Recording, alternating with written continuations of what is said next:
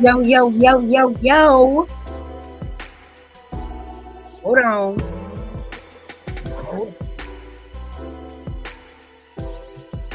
Can y'all hear me out there? Let me make sure I'm right for you, baby. Make sure I'm right for you.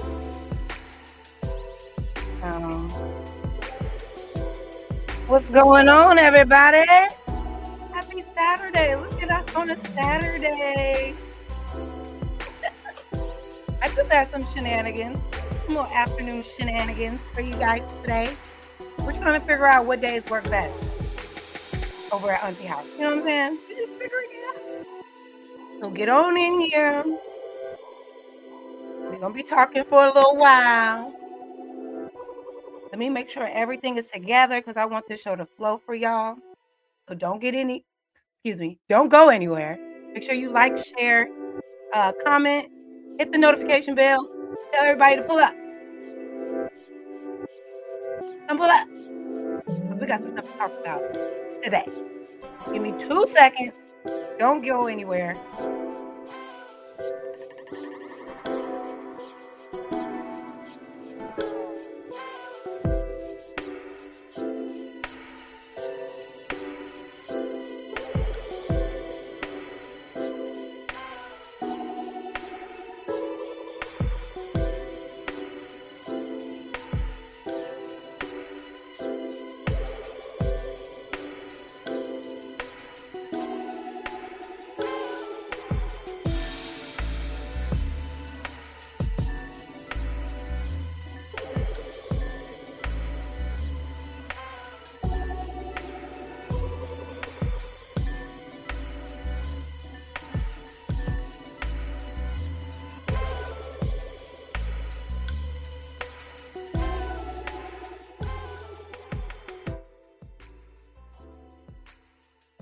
My bad. Welcome in, everybody. Thank you for being here. We're going to get this thing started in just a minute.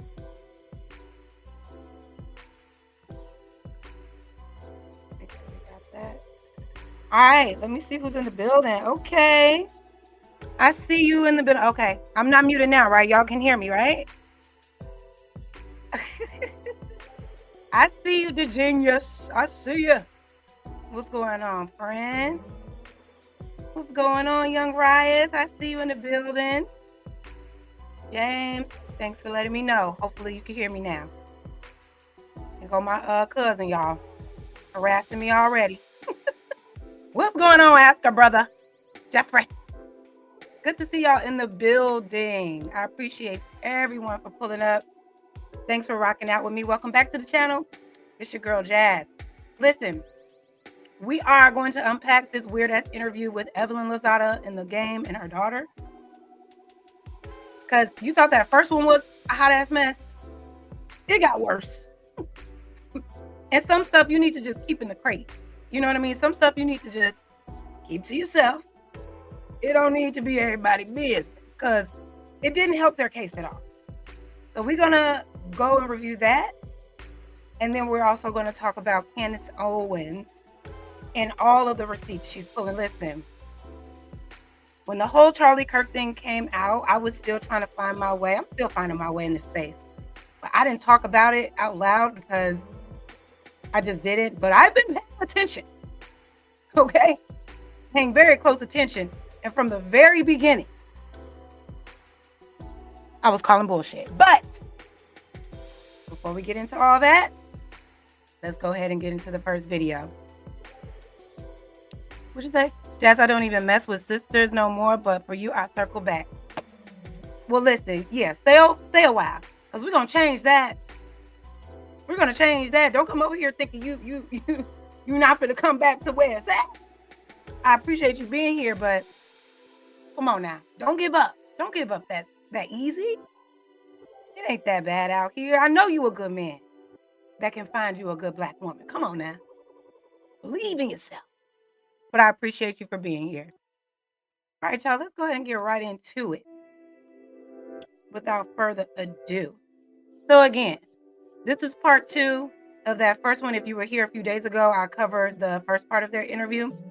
So we're going to jump right into it. I got it time stamped kind of at the beginning because this one is just about 47 minutes. And we got to start from the beginning with this because there's too much to unpack. And I was embarrassed for Shanice. I was embarrassed for Evelyn and the game. It ain't enough cuteness in the world. He is not that fine for Shanice to be looking this dumb behind this man. But let me stop the yapping. I'm going to turn this down just a little bit because I heard y'all last time my music was a little too loud. I like a little vibe in the background. You know what I'm saying? Without further ado, let's get into the mess. Once again, like, share, comment, hit the bell, do all of the things for Auntie. Let's get into it. Relationship or you like just because I feel like, for example, Carl. Yeah. I'm like, Carl is doing exactly. Because I want y'all to hear the question she asked. Like the idea of being in a relationship or you. Girl, and the way, the questions that, her line of questioning, it just made it seem like she was asking to know for herself. Like, is that like, I like being in a relationship, you know, like I like, but I am, you know, I don't know. I've always desire to like want to have a family and all that. Do you like the idea of being in a relationship or you like just because I feel like, for example, Carl. Yeah. I'm like, Carl is doing exactly what he should be doing. Yeah. You know what I mean? Like he's. And Evelyn, I got to stop it right away. Because what do you mean? You should have been pressing this nigga. Why aren't you marrying my daughter, sir? Shouldn't the thing that the game is doing, shouldn't what he should be doing is marrying your daughter that he just had a child with? Well, let's continue. Single. I don't know. He posted somebody recently on his story and me and Leo was like, I was like, look at your stepmama. But you know, I'm like, I'm always like, find someone amazing that can help you with the kids. Like it's all love. But he's been single for a while, or was, and I encourage that because I'm like, I think you're doing exactly what you should be doing, you know, Right. like. So do you like the like being free, single? I know you think, said you want to get married. I like one day that's been a dream of mine for a very long time. Am I husband material? To be honest, I don't fucking know.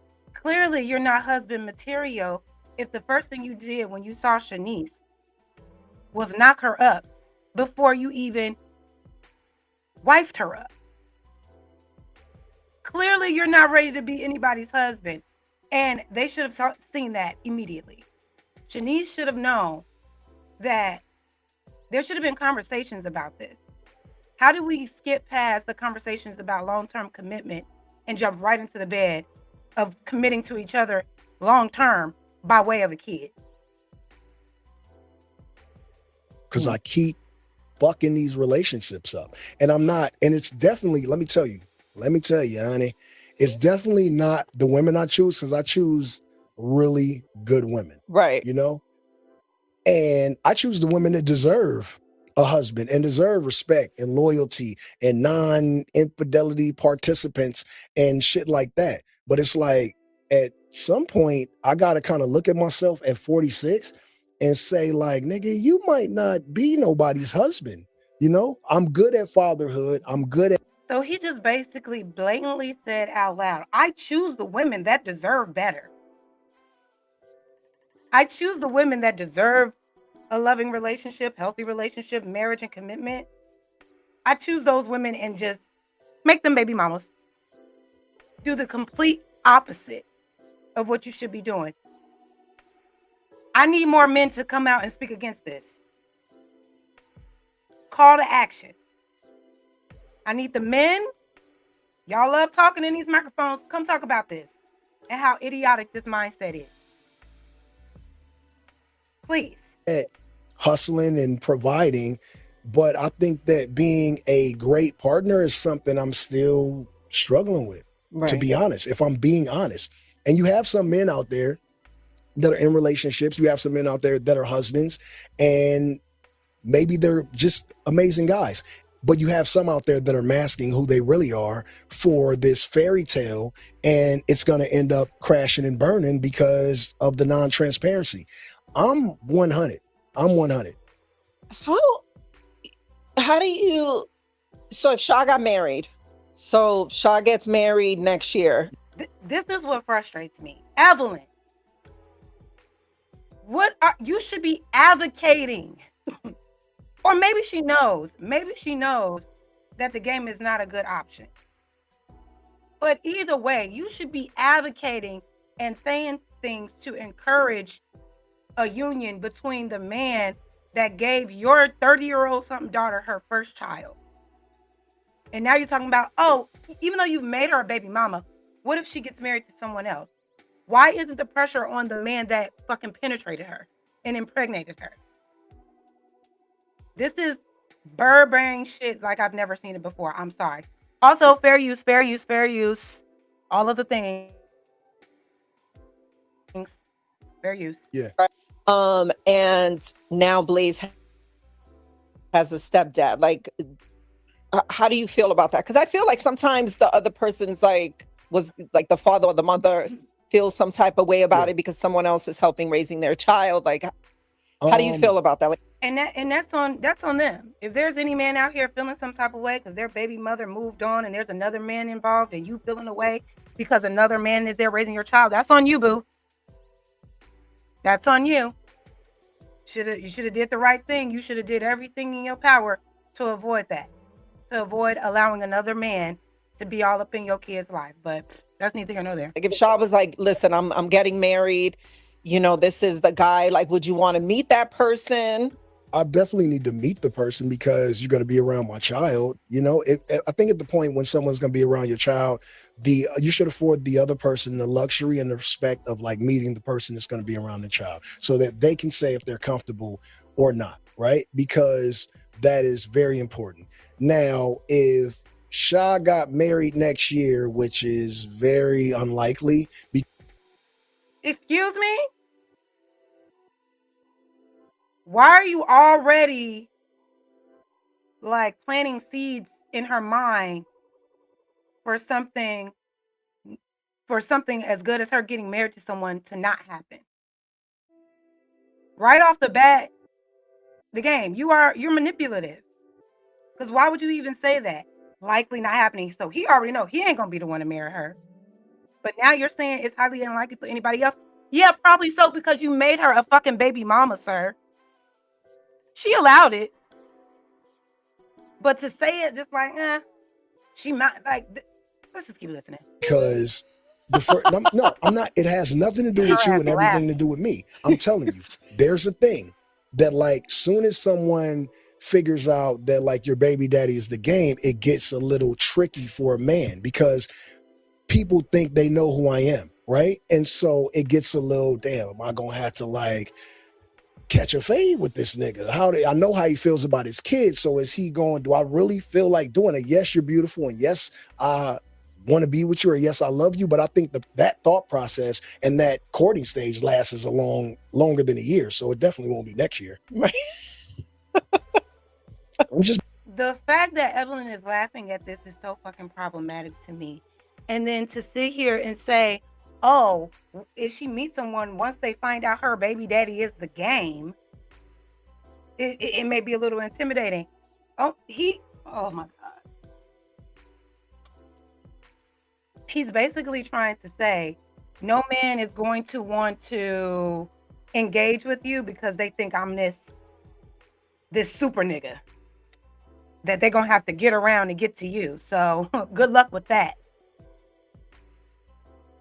And planting that seed in her mind to make her feel like she can't do any better. And I bet you the moment that she does, the moment that she finds better, he's going to raise hell. He's going to raise hell. His ego is not going to be able to concede to the fact that there's somebody else, another man who's not intimidated by him, who loves her correctly and also embraces that child. He's not going to be able to handle that. Mark my words. Being honest. Yeah, I mean, you can. Well, yeah. I mean, you're a woman. I get it, but I don't know. I know for a fact that, like, it's cool, but I'm just saying. I mean, she asked the question. Yeah, well, no, because we were talking about, like, I don't know what led me to there. Something led me to there. Oh, about you get married or whatever. Because then I thought about you. I was like, oh, how about if, one day you get married? How would you feel? Because for me, it's like, I would love for Carl to get married. Right. I would love for him to. So Carl is the father of her son. The last child she had a son with Carl Anderson, I think his name is. Famous baseball player or retired baseball player, one of the two. She's saying, yeah, I'm glad that Carl has gotten remarried. So we're dealing with someone who's okay with being a baby mother, with having a child out of wedlock, requiring no real commitment. And this mindset, this ability to just be okay with it, you don't think that trickled down to her daughter?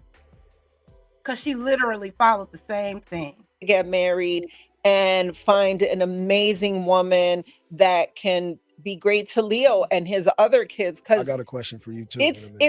It's nice to know that he's going over there and there's some female energy and you're making him breakfast, or you're, you're being a stepmom. So as cool and as good of friends as you and Carl are now, right? Let's say you get you find a new guy, right? And you get engaged to this new guy. And now he's almost Leo's stepfather. Mm-hmm. And relationships go through things, right? And you're a Sagittarius and you are a little fiery at times. Mm-hmm. And then you're not going to pick some scrawny little nigga who ain't a man. So you're going to pick a manly man. Mm-hmm. And men do shit sometimes. And you might have a shouting match. Couples kind of shout at each other sometimes, right? Especially when they're fiery.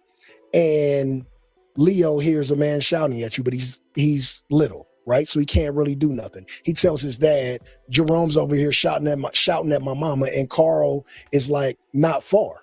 Carl gonna come over here in the defense of you and his child's mother, because he's known you for well longer than Jerome or whoever, and it might be issues. So that's what I'm saying when I say that a man, knowing that, let's say, his name is Jerome, comes in once he figure out that your baby is Carl, and that Carl a little hood, and that he really is about his children, it gets a little intimidating. It gets a little intimidating. Mm-hmm. That's all I was saying.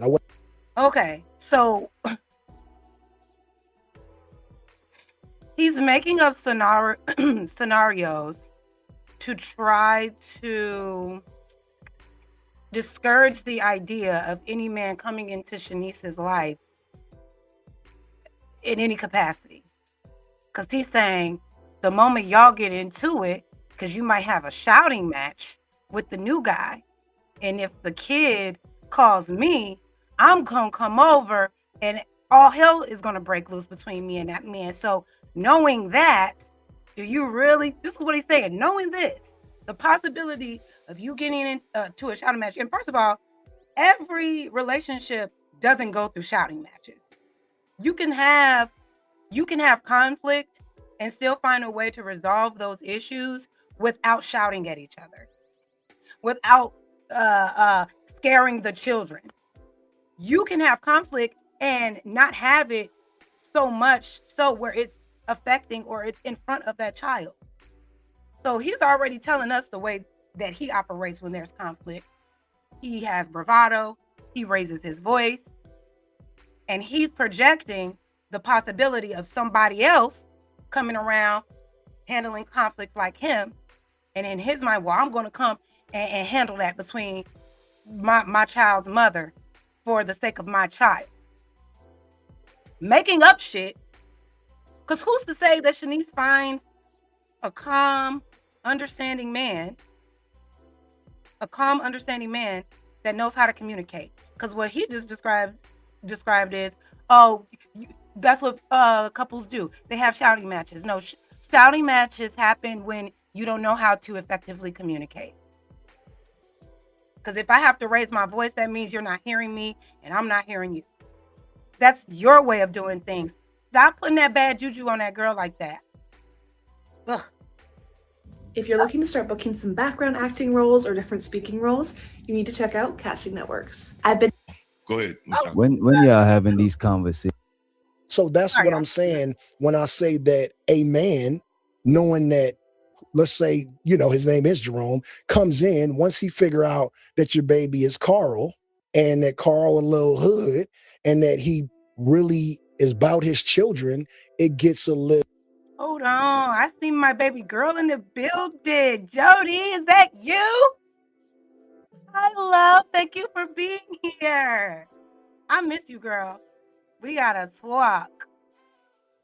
How you guys doing? I see you in the building. Lucky, what you got to say? Hello, beautiful. I think the game is a great rapper and a great father, and I give him props for recognizing his strengths and weaknesses in a relationship, and she knew what was possible. A great father? Is a great father someone who looks at a woman and says that I'm ready to impregnate her and make them a single mom? And then deliberately saying, oh, I know that baby gonna have y'all, so it's good. Basically saying, oh, I'm not gonna be around 24/7. Is that your idea of being a good father? I mean, I'm just asking. Thank you for your comment. But great father, he didn't even start it off right. He didn't even create a stable home for his child.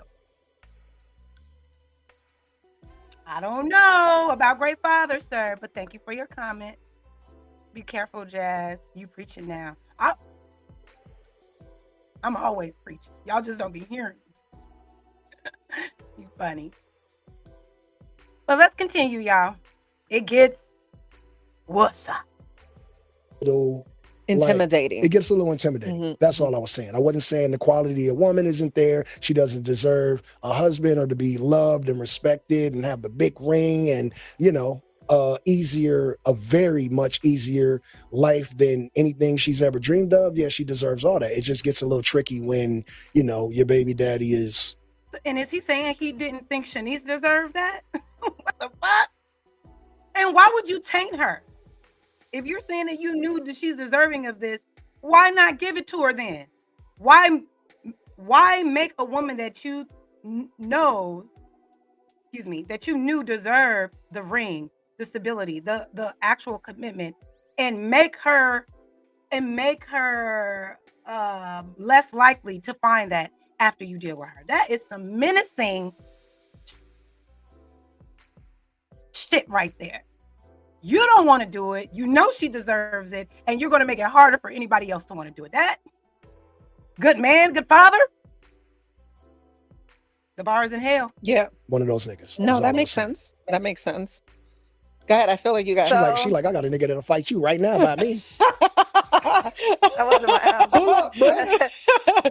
Fast forward. So you've had interviews that went viral for the wrong reasons.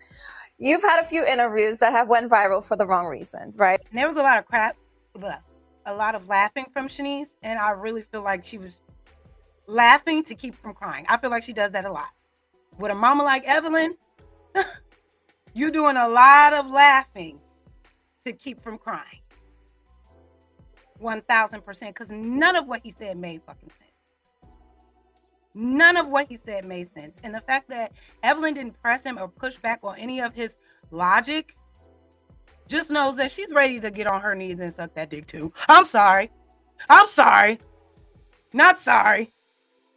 Bot behavior. So when you look at those clips or look at those interviews, do you self-reflect?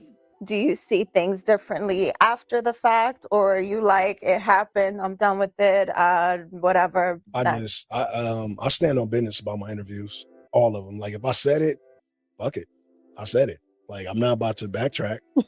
So do you mean everything you say, or sometimes you just sometimes say I'm things? influenced by my alcohol intake on that night, and you know me, you guys know me. I don't drink like normally, but if I'm out and I have me a few little shots and I feel a little way, I might say some crazy shit.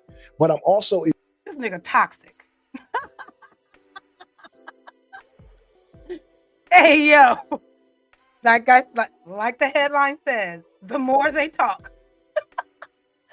The more they talk, the more they reveal who they really are and what they really stand on. That's why I'm like, Ev, you should have looked back at this interview and said, we can't release this. This is going to make everybody look bad. Jesus, Mary.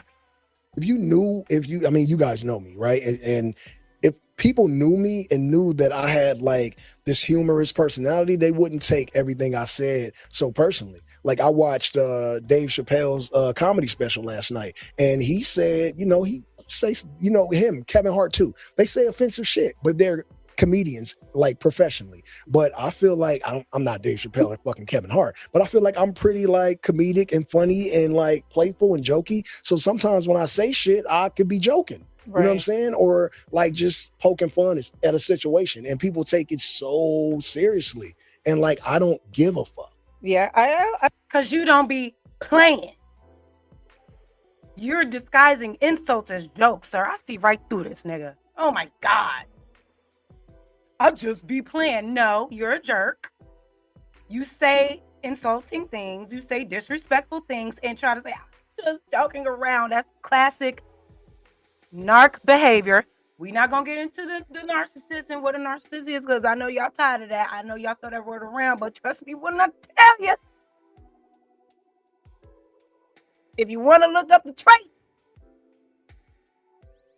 this nigga checking off every box. I'm just saying. I also think it's the time that we're living in, right? Because why don't you give a fuck? These things are crazy. No, but I think these things are crazy.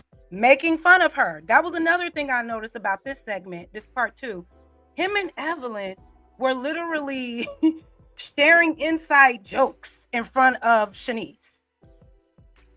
Mocking her, making fun of her. I would have got the fuck up and left. I'm crazy, by the way. I also think it's the time that we live in, right? Because you think about the Eddie Murphys and the stand-ups, and is it Richard Pryor? Yeah. Like they would say that's the era that we grew in because we're not far in age, but like you could. We're not that far in age. Me and you, gang, we're locked in. You and I, yeah, you know, me and you.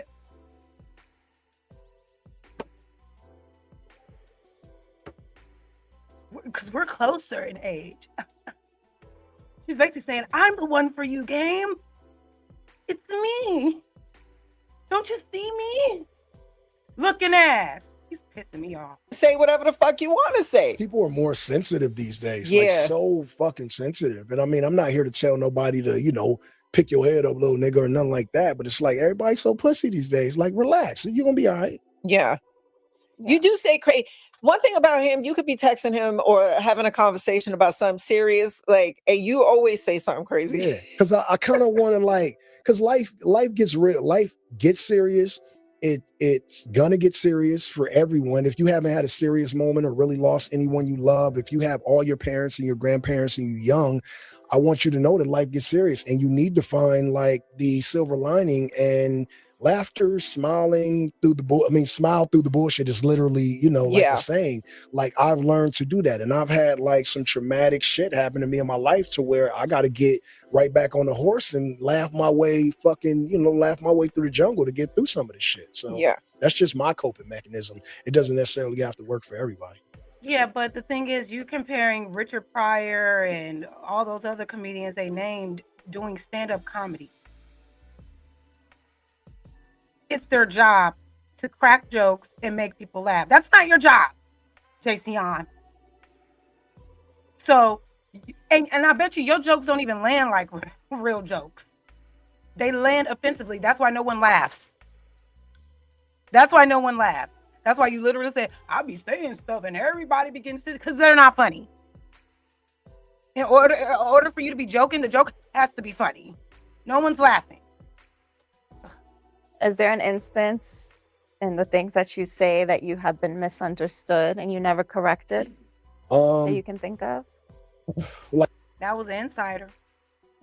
It's like she used this opportunity to interview him to really ask the hard questions that for some reason she wasn't asking before she laid down and had a baby by this man. Just my observation. Like a certain thing? Yeah. Like, I said this, I didn't mean it that way, or, you know. I kind of usually say what I mean at the time. And even if I feel like it was a little bit misunderstood, like, I can't knock on everybody's door and be like, hey, yo, are you home? Yo, remember when I said this? I didn't really mean it. Like, I'm not doing that. Like, once I said it, the shit is said, and either it alters the way that you view me and maybe you're no longer a fan or a follower, but like, fuck you. I'm not out here living for you. I'm living for these kids and my mama, and that's pretty much it. So you're going to have to like suck it up, ride that shit out, and maybe hit the unfollow button, or maybe take me off the playlist and go listen to somebody else and support somebody else. Because if my humor, my antics, or my music, or whatever I am on the day that I'm being what I am isn't for you, then like, I don't know, eat a dick. Yeah. So let's talk about the album. Is there a date? Is there a date for the drop? I'm just gonna say I'm tired of like giving dates and pushing it, because my creativity we're gonna fast forward a little bit because don't nobody care about this nigga album. Let's be real. When last time y'all bumped a game album? Not a song with a feature, but a game album from front to end.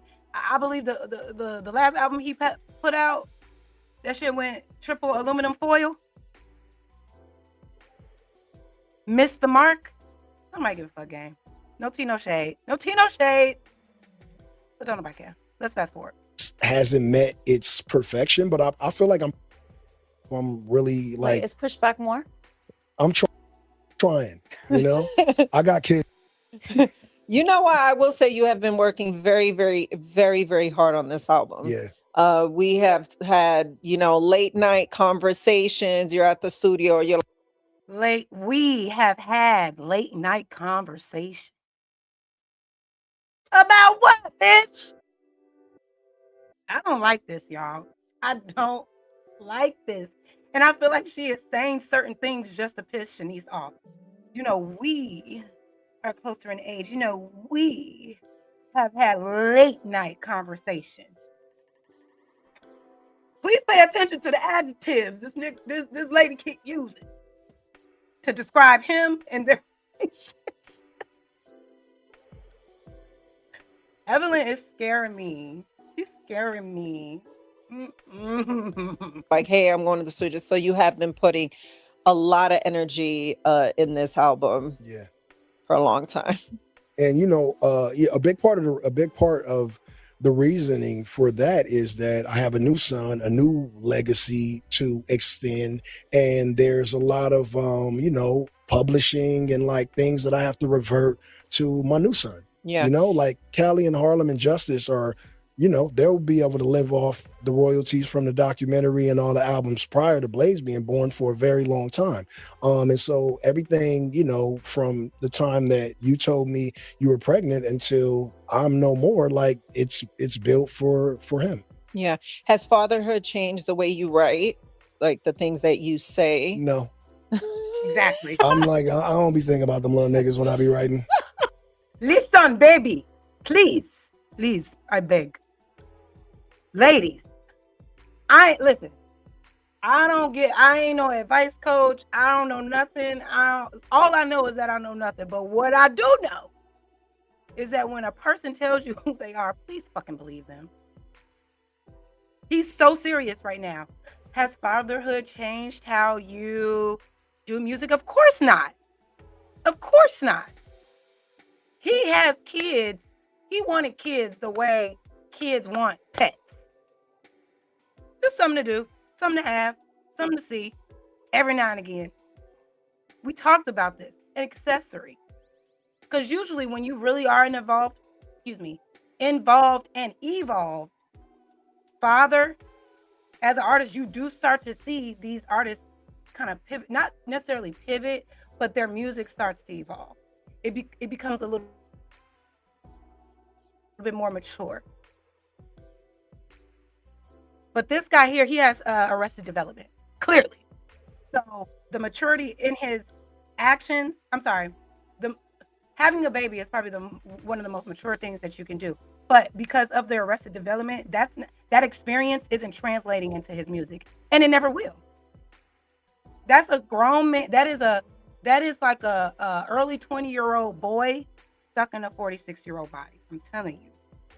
I'll be like, Crip niggas, blood niggas. I don't be thinking about one child.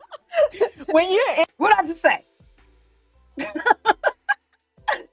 I didn't know he's going. What did I just say? He's telling on himself.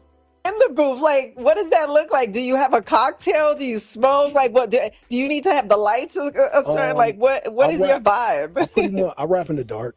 You rap in the dark. I can't smoke before because I already have a raspy voice, right? If it gets any more raspy, then it starts to sound hoarse, and I can't really hit certain notes that I want to because I'm really animated in some of my songs. But yeah, I don't really drink much these days anyway. But I'm not opposed to having a celebration shot if I've completed a song that I feel like is quality. Yeah. So do you write it? So like, do you have like an actual pad when you write down? No, do you go off? I write on my jogs, like in my mind.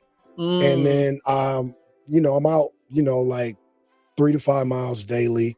And I'm writing in my head and I just rehearse. We don't care. Let's keep going. Pull up next to him. Okay, this part was weird. This was so weird. And you had the earphones on. And who do I just lay it down like that? You know what? And that is true because I was driving one day in some random area and who do I see? Remember that shit? Jogging down the street. Yeah, I'm in a random I'm somewhere and I'm driving and I'm looking and you had the earphones on and you are in a zone, but you're in a zone, but you still know what's going on the fuck around you. I will tell you that. So I pull up next to him and he looks over and it looked like you were. I thought it was a baddie. I was about to say, fuck, I still got it. Fuck yeah. And then I'm like, oh, it's fucking grandma. It's fucking grandma. Like, what's up? He's all sweating and shit, but you could tell that you were, you were very into whatever you were doing. Like super zoned out. Oh my God.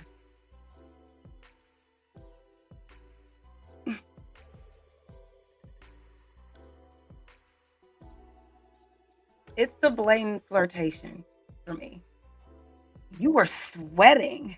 I thought you were a baddie. But it was just, grandma, please. Oh, both of them are just, I'm sorry, y'all. Let's keep going. Locked in. And I, like you said, I'll be aware of my surroundings because, we live in a big city.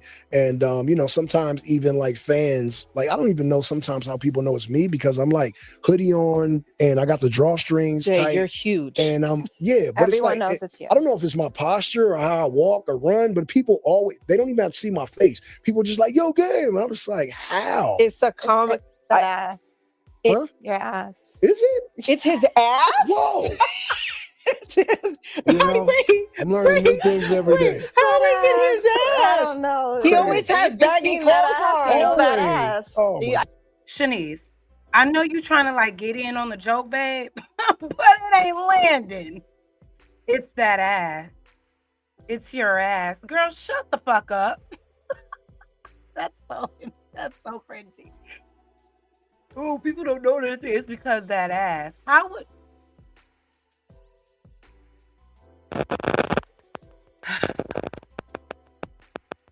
and it's like she's trying to get in and say certain things to make it seem like I don't care. Yeah, it's because of that ass. I had that ass. And anybody knows that ass know that it's your ass. Girl, you look foolish. And I am so upset that at your big old age, that your level of discernment is all the way in fucking hell. And you can't sit here and observe what the hell is going on in front of you right now. Shanice, it's time to break free. It's time. I can still. Hey, yeah, come on. It's your ass. I'm serious, man. Were you looking at that ass when you first met him? Yeah. Oh, Yeah. come on. Yeah. I feel like fucking what I Deborah was. Cox. Yeah. How did I Girls fucking- look at guys' how did I get asses. it? Like guys look. You a damn lie, Shanice. Why are you lying? The lies. So you telling me the biggest draw you got from the game was his ass? If you don't go and sit your simple ass down somewhere, girl,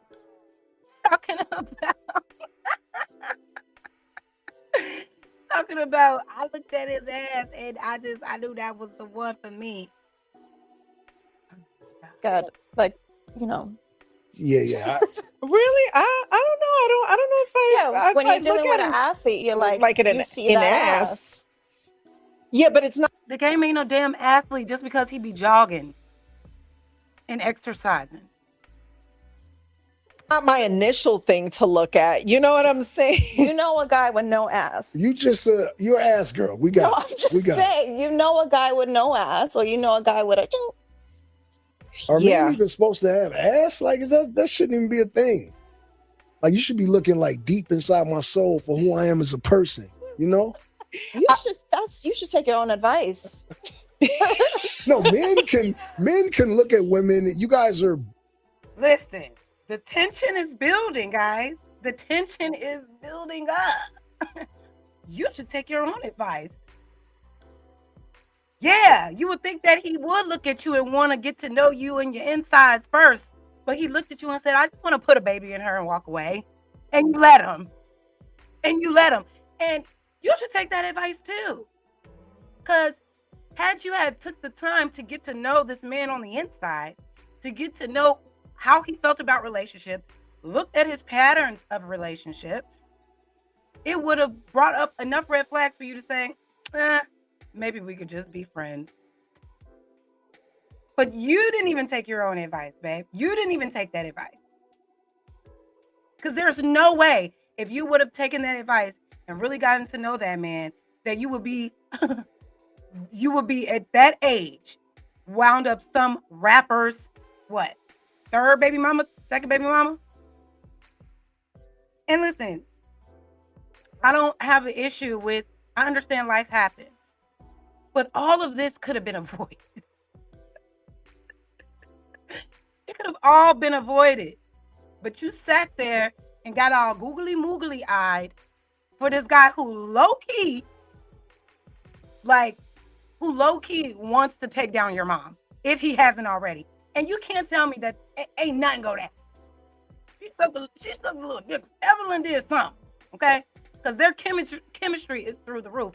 Him and Shanice have no chemistry at all. But how did you get to this point, sis? If you are insightful enough and you get to know people on the inside, like you said he should do, where was your discernment? Did you try to get to know that man at all before you crack them legs open? I don't know. It ain't giving that. Bill, like, I don't know, like God really took his time on y'all. He kind of threw us the fuck down here. But like, I think we need to normalize, like, yeah, women are this, but guys need to come up to this too. Like, if you're a diamond, you should be a diamond too. Like, why is it that women are supposed to do this and that and be that, and then guys are like down there? Yeah, they say we're all made in God's image, but I really feel like he really, like, women were his favorite children. Because he really put in work on women. I swear, it feels like he just dropped us down here. But how do we change that? How do we place that energy into men like you? Something that doesn't happen a lot. And I'll tell you guys both this. Men need a lot more love and support. And I'm not saying that you guys aren't those type of women, but men need to be told that I see you and that it's okay and that you're doing great and that I got you. Yeah. And I feel like that starts from when you were a child. Yeah, it does. Because I don't think you got like enough hugs as a child, sorry to say. And so it's like, you don't think I got enough hugs? No, you definitely didn't get enough hugs as a child. Damn, Shanice. You didn't get enough hugs as a child. No, you definitely did not get enough hugs as a child. There you go, Shanice. Fight back. Fight back. I don't know if he didn't get enough hugs, but he didn't get enough something. But it didn't stop you. Now did it? My mom hugged me all the time. You and my mom, did not get enough hugs as a child. My mom will watch this, and she is. It's one of those things, right? My mom was not a hugger; she was a hustler. And so she really we had everything. I had Jordans, FUBU, Guess jeans, like any Nintendo or Sega or PlayStation I wanted. But my mom is not like a hugger. She wasn't that affectionate for me and, you know, my siblings. But she hugged the fuck out these grandkids. Like, she hugged these little niggas so crazy. And, you know, if I was like super not in tune with who I am as a man, I would get a little bit jealous because I didn't get that. But I got a mother who was hard as fuck, parented hard, whooped my ass when it needed to be whooped, and that gave me character. But the way she loves my children. Sounds like child abuse to me. She whooped your ass, she was hard on you. And look at the type of parent you've become. She wasn't a hugger, you're barely in your kids' lives. She was able to provide all of the material things for you. And that's kind of the way you're parenting your kid. So it seems. But pay attention to the cycle. Because you weren't given certain affections as a kid, it definitely shaped you as an adult and how you show affection, not only to other people, but to children as well. Like, it backs it all. It rewinds the entire tape. It makes me appreciate her that much more because my mother loves these kids so much. Yeah. And she loves you so much. And I love her so much. She still don't hug me. Like, she still don't give me 2 hand hugs. Lynette is, I love my mom Lynette. hug you like a homie. I love Lynette. Lynette is, you know, Lynette had us at a party. Yeah. And we went and supported. And if you go to her party, you ain't never been to a party till you've been to one of my mama's. No, but I had so much fun. Yeah. I'm like, I'm, you know, over there doing the thing. But no, she's great. She's definitely like, she gives like boss energy. Yeah. You know, like your mom don't fuck around. She does. She sits there. Yeah, she does. She's like the boss. I love her. I didn't mean like you didn't get enough hugs, like as that goes to Lynette. I just mean like in general, I feel like your personality. No, stand on it. He said he didn't get hugged.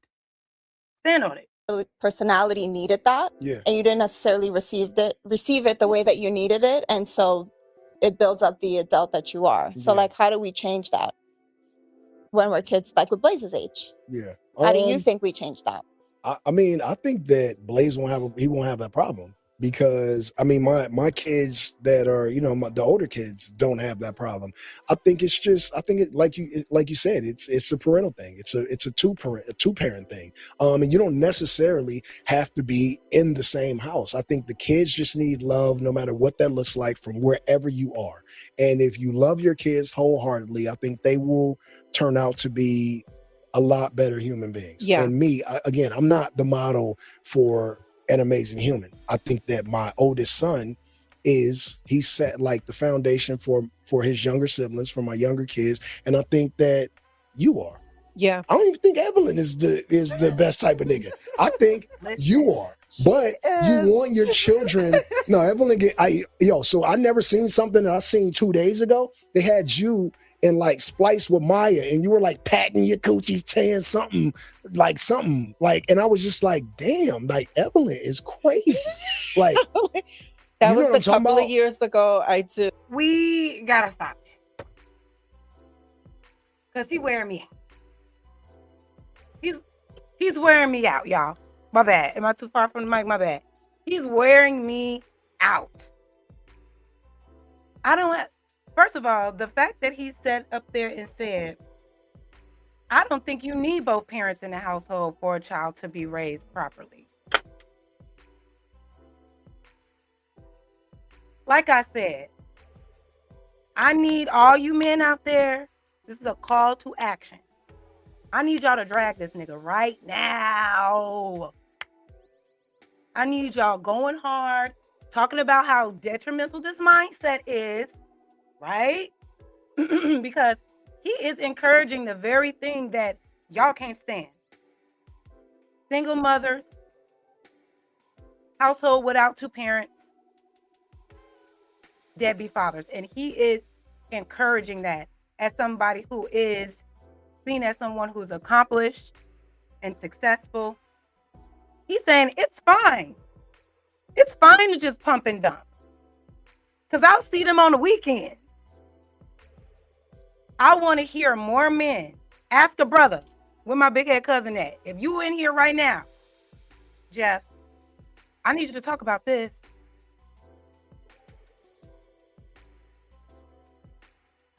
I need you to call this out. All y'all. Because this is a problem. Just like, excuse me, just like it's so problematic when you hear women say stupid shit like this. Oh, I don't need a man to raise a kid. I could do it by myself. And y'all want us shaming and blaming and condemning. I'm gonna need y'all to do the same thing when you hear stuff like this, man. Because there are gonna be men out there, if other influential, respected men don't combat this nonsense, they're gonna think it's okay. I mean, let me know. Is that too much to ask? That was you had a few shots that day? But fast forward off that, he's already laying the foundation, so I hope ladies look at and listen to this interview and take away the fact if you ever come across this man, he's not going to take you seriously. He's going to use you for sex. He's going to pump and dump on you. There should be no reason, unless you're just having fun. And that's it. There should be no reason why you would allow this man to be in constant contact with you for the rest of your life by way of a child. But fast forward that, he's like, I think my kids will be fine because of their moms and you guys. Well, not Evelyn. I don't think she's the best because I saw a video of her patting her coochie down and da-da-da. Sir,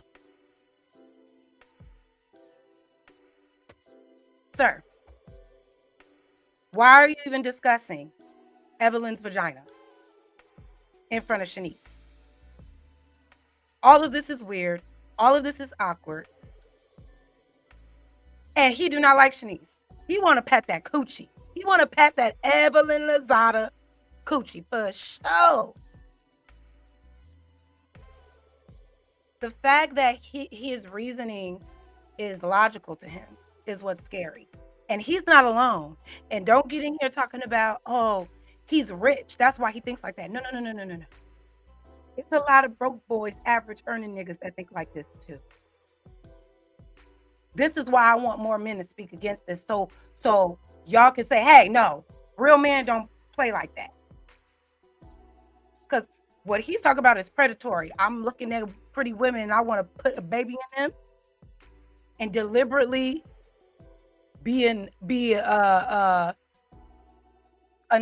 father that's not fully involved. Come on now. That ain't the lifestyle we want. That ain't gonna keep families together. More men need to come out and speak against this. I think she Hey, yo, smoked. now I had look, some Don Smoked. Julio. I do some Didn't you shit. I smoke? done done some internet shit. That was crazy. I was Yeah. like, oh shit. Yeah, she is everything y'all say she is. Greens, beans, but yeah. So what I'm saying is that we want our children to be better than us, and she is a reflection of like. Not Evelyn. Evelyn said, "Fuck Shanice."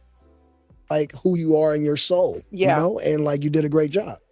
And Blaze is growing up so different from how he grew up. You know, you talk about being in foster home, you talked about like the gang culture and the like. Yeah. You talk about being shot when you were like, there was so many things that were going on in your life that obviously made you who you are today.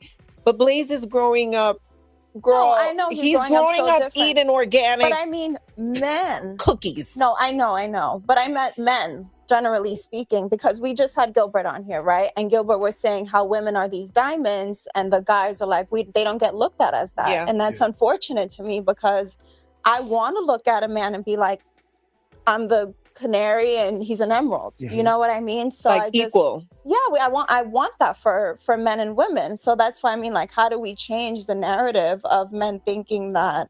Because I want my son to grow up and know I'm it. So how do we change the narrative so that he doesn't grow up thinking, well, women are this and I'm falling right here? I think that again, I think it takes the mother to do that, to let like I won't be able to tell Blaze. I'll be able to tell Blaze from my perspective of how I think he should treat a woman based on my fuck ups. But I think that how a woman should be treated and respected and how. No, he learns that from you. He is your son. Don't y'all, this is what's so bizarre. I don't understand why the responsibility is always on a woman to help a man navigate his thoughts, feelings, and emotions as it pertains to men. He was so ready to say, no, that's up to you to show him. I can't. Why can't you? You know how to get a woman pregnant. You know what to say to get a woman to trust you enough to have a baby by you out of wedlock. And you know what? You're right. He's being honest. At least he's being honest. He lacks maturity when it comes to relationships. So he's absolutely right. I stand corrected. He can't teach his son shit about treating a woman correctly because he never has. And from what I understand, he never saw his mother being treated correctly. But instead of fixing that wound, because it's a wound, the fact that you have reached this age and has never been able to have a real loving, committed relationship through marriage or just whatever the case may be, that lets me know that you haven't even tried to fix your way. You think that it's okay. You think it's normal. And now you want to give all the responsibility to the woman to tell them, she don't even know. She don't even know. You had a baby with a bird brain, gang. With a grandma with the biggest bird brain. What you think they're going to tell him about choosing women correctly? Hopefully, what's her name? Shanice. Her mentality evolves enough where she can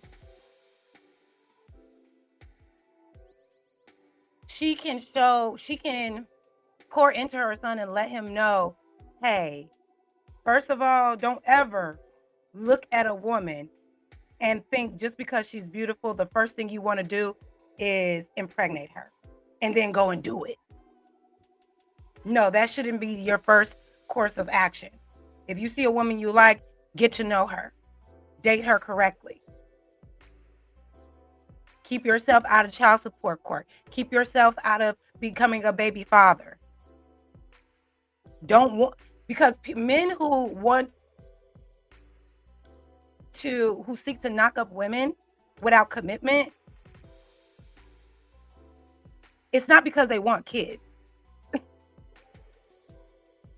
It's not because they want to be fathers. That's what I'll say. It's not because they want to be fathers. They just want to be able to say, yeah, I got kids. And my kids love me. It's ego. Once again. But let me keep going. How you should really like carry a woman, I think that comes from you. I think that's something I won't be able to give him. And he's right. Shanice, that's why you need to go find you a good old man that comes from good stock, that comes from good family, that was raised by both his mother and his father and saw healthy relationships, because your child is doomed. Right. Or maybe you can, because you can come from a place of these are the things that I've done wrong. Yeah. And don't make the same mistakes. You know, like I even with me, with her, or, you know, Leo, like we talk a lot. Like I've always had such an open relationship with like my kids, you know, even though with Sha was such a young mom. Leo, I'm a little bit older mom. Now I'm the old mom. But, you know, I try to just have open conversations with him, or use my life as a teaching tool. Yeah. Like, these are the things that I did that I don't want you to repeat. You could do the same thing with Blaze too, you know, because you have so much wisdom. Yeah. What I learned, Where's the wisdom? Is the wisdom in the room with us? Evelyn, shut up. You're glazing right now. She's so male-centered that she can't even be honest about how badly he's mistreating his daughter, her daughter, and her grandson. That you want to say, but you're so wise, you can teach him. No, he can't teach them shit. Wise where? He literally said he only got Shanice pregnant because she was a baddie. And you laugh. That ain't wisdom. You wouldn't know wisdom unless it was hitting you in the goddamn face. You are anti-wisdom, Evelyn, please. I've learned the most about like parenting is it works out a lot better when you become friends with your child. It works out a lot better. They listen more, Yes. They trust you more when you can understand and bring yourself down to, because your kids teach you as well, because you get older and you're not as young, as in tune, and they tell you like what it is, and you need to kind of listen to your children as well. And I think for some kids that, because this is in this era for some reason, and I don't know this statistic wise, Sha might, and if she don't, she's gonna research it. Trust me. But the suicide rate seems like it's a lot higher than when we were young. We had to deal with shit in our room, and we couldn't come out until we got our shit together, right? These kids these days, they get angry and then they fucking, not all of them, but like a lot of them like get real suicidal and real anxious, and going through like mentally challenged spaces in their childhood where it shouldn't be like that. And Right. so for me, I have to make sure I'm not so aggressive with my daughter, and I parent her different than I parent my sons. And with all of my children, I don't really do the whole putting your hands on the kids. I don't think you have to do that. But I will say that all of my kids have been disciplined once, all the way outside of Blaze. He do what he want, but he doesn't listen to anybody, and he talks loud. I don't know. We ain't there yet. He ain't listening to me. Right. But for Callie, Because you ain't around, nigga. You ain't around. That's why that little boy don't listen to you. He don't know you. He don't respect you. And here's the thing. I don't have kids yet, right? To say that we need to be friends with our kids first, y'all let me know if you're a parent in the chat. If you're a parent in the chat, let me know. Is that the proper way to go about raising a kid, is being their friends first? I definitely agree with treating your kid as human, treating your kid as they are people, right?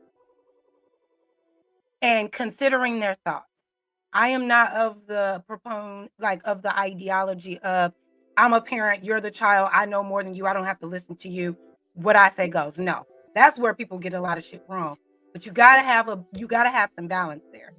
But because he's never had that balance and never had that structure from his father, he don't know what to do. And he doesn't care to know what to do. He's not going to therapy to unpack that. And that's what's needed. And it's sad. That baby is doomed. Justice in Harlem, like everybody got disciplined once. We never had to revisit it, and it's been years. So I think that we're gonna make it. Callie is the last baby. The other two are, grown, little baby adults. But I think with Callie, I think we'll make it well into her 20s without ever having a real disagreement or dispute again. Because we had it once, we get it, she understands, and I also trust and believe in the person that I and Tiffany raised. It'll be the same thing with Blaze. Like, I trust the person that I'm raising my child with, so I have no problem. So if Blaze is with Sha, I know that he eating something organic, leaf rabbit food, and he looking at the moon and trying to figure out how it lines up with his day. And if he's with me, she know like ain't nothing gonna happen to him because that man's gonna die for that baby. So like she can go on to yoga or go work out and like do her thing. And I'm at the point now where I haven't even taken Blaze for, I went on a walk, but I don't believe in taking kids from their mom too early because like they're just so little and precious. And it rang true. Remember? What?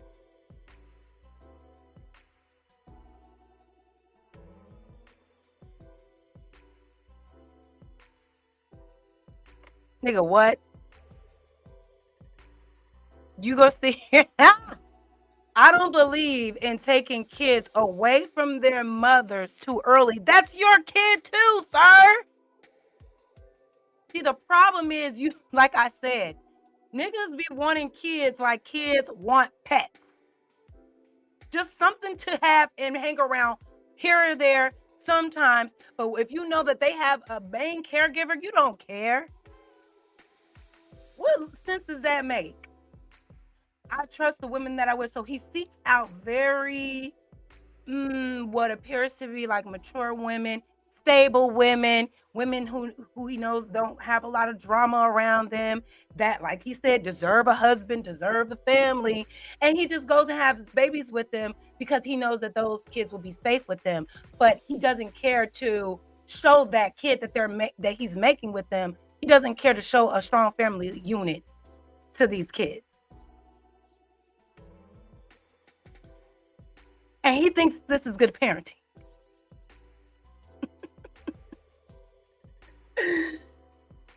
Woo, the men are not okay. That's why I'm like, this is a perfect opportunity for men in this space who preach about two-parent households and all the shit women aren't doing correctly to create them. This is a perfect opportunity to call men who other men respect, like this guy, call this shit out. Call this shit out. Drag him. Because if you don't, you can't let the nonsense be louder than the common sense, and then wonder why we're in the state that we're in. You're too complicit with the bullshit. I heard someone said in my last live, well, we don't say anything about it because they just gonna keep getting the hoes anyway. What? They go keep getting the girls. The girls go like them anyway.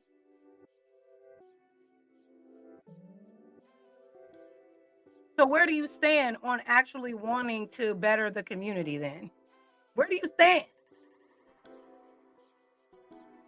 Is it just hollering and condemning women and what they're doing and just letting men do whatever when y'all supposed to be the leaders? He's actively saying, yeah, I basically love creating single mother homes. I love creating broken homes. God damn, game. Please, ladies, run from this nigga fast. I know it's hard. Okay. I was in Malibu once. I went to Nobu. And as we was getting out the car, Jason was getting out of his Jeep, truck, or whatever it was. I get it. Okay? I seen them. I get it. But come on now. We can't be that weak to the flesh. Because as fine as he might be, the moment he gets to talking, it would have been an immediate turn off for me. Immediately. But because she was birthed by a woman who was okay with that kind of position. Just being in a man's orbit to some capacity. This is what we get. A mess. Told you I don't change diapers. Have I changed one? Mm-mm. See, she don't like that shit, by the way. No, But- I really feel like if you have a child and you are more than able, your hands are working, your fingers are fine, you have no Don't get her arthritis, riled that up. you are more than able to help and wipe your child's ass too, if Yeah. you can wipe your own. Because you, when he's 50, let's say what are you going to be, 112? Yeah. You might need someone to wipe yours. I got Harlem. And God willing, he does it. But did you wipe his? Yeah, You know, nah. like this is all, it comes around. Yeah, but I did tell you I don't change diapers from the beginning before he was born. Did you think it was gonna change? Like I would actually like flip and like do it? I Oh my God. Shanice. I'm sorry, baby girl. Like, I feel for you. But if he flat out told you that from the jump, and you know that that is important for you to have a father involved in his child's life that way. And for the record, I don't understand the logic behind men saying, I don't wipe my kids' diapers. You're a fucking parent. You men got a lot of nerve saying that. Forcing women to have kids, but as soon as they come out, you don't want to do anything to help raise them. When they're super young, you want to leave all the responsibility on a woman. And y'all wondering why women are not signing up to have kids anymore. Because of shit like this. I don't change diapers. Why? Why? And Shanice, he told your little dumb ass. He told you, I'm sorry, sis. It's giving dummy. Excuse me. It's giving dumb. He told you he wasn't gonna wipe your kid ass, and you went ahead and had a kid with him anyway. Make that one make sense. And now you want to sit here and say, well, when you get older, you're gonna want to you want to maybe have one of your kids wipe your ass. And he's like, well, I got other kids. He don't give a flying fig Newton. And he told you. Oh my God, were you listening? He said, did you think it was gonna change after?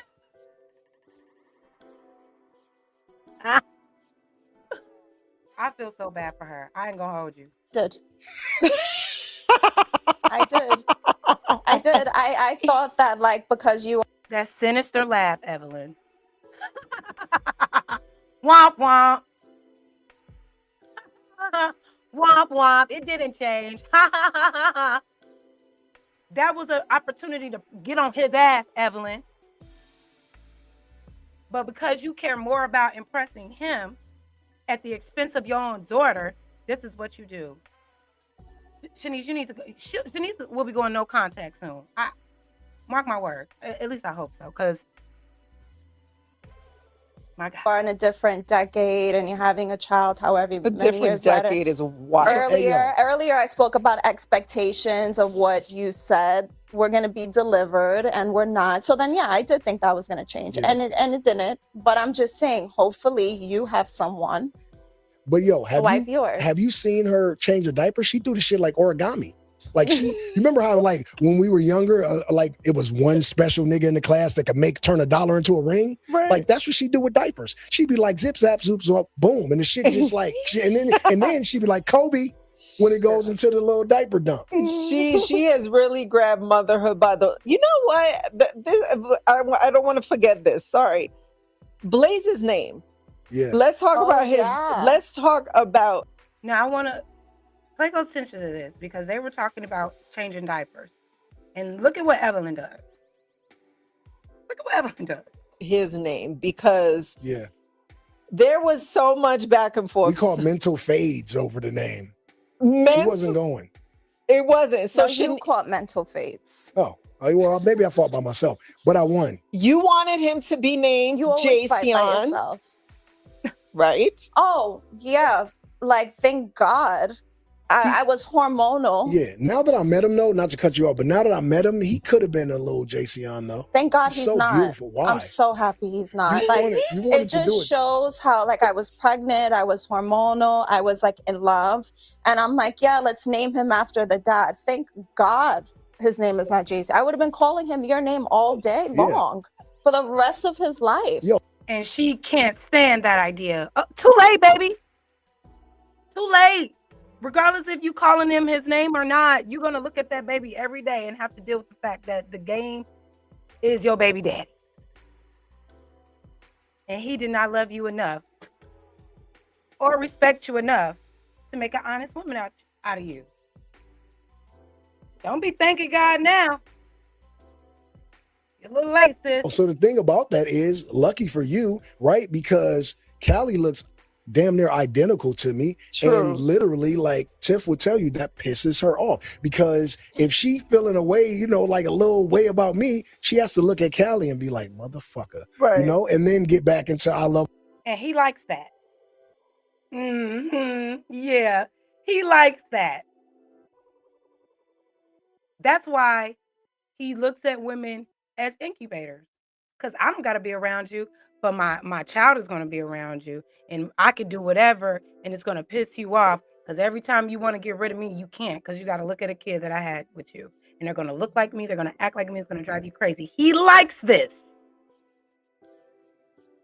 Please understand. My daughter, but Callie looks exactly like me. So like the fact that you would have to say JC all day, I was, you know, I wasn't obviously the mother, but like I should have let you rock with that. I'm You know, so happy you didn't. No, Like, it was such a, it was, so at Shaw's delivery, remember at the delivery room when you had to put the name on, you had to get the name put on the birth certificate, and you need to decide, what is this child going to be named? And I remember Shaw was laying in the bed and you weren't budging on that shit. You were like, his name is going to be Blaze, right? She even looked into maybe changing his name after, because she was That wouldn't have spiraling. ended well. No, and I'll give you a little more. What are you doing? Wait, because you hated the name. Bogus as hell. Did y'all peep that? Hey, real quick, listen. Thank you, everybody, for being up in the building today. I see y'all, all 8 of us in the building tonight. First of all, give it up for us in the building. On this Saturday afternoon, I appreciate every last one of you being here. It ain't a big party, but it's still a big party. And the party don't stop. But do you see what Evelyn just did? What you say to Genius? She hate him. And Evelyn hates Shanice. She hates the game. Evelyn hates Shanice. Because here's what just happened. And I see you, Misty Blue. What's up, baby? Thank you for joining me tonight. I appreciate you. You guys, make sure you like, share, subscribe, hit the bell, do all of the things. And if the spirit moves you, if you are enjoying the show, please hit the like button. And if you like, go ahead and donate to Auntie's Fund for the lip gloss and the Wi-Fi fund. Please, the Cash App is down there. I ain't at, do what you will with that. I appreciate any type of support you guys give. Seriously, I do. But do you see what just happened in that? She just went on and on about how she's so happy that she did not name him after Jason Young. Name him directly after the game. Didn't make him a junior. This lady, Evelyn, is such a witch that a private decision that she was considering making about their son's name, she blasts that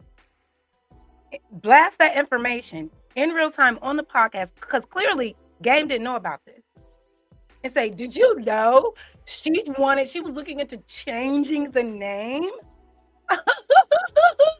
And Shanice was like, bitch, that was my business. I thought that was our business.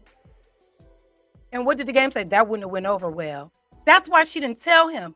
So why would Evelyn choose that opportunity to put her on blast like that?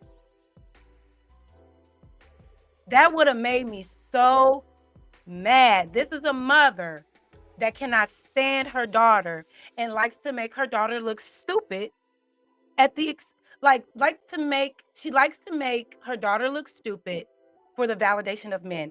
Evelyn is a OG pick me.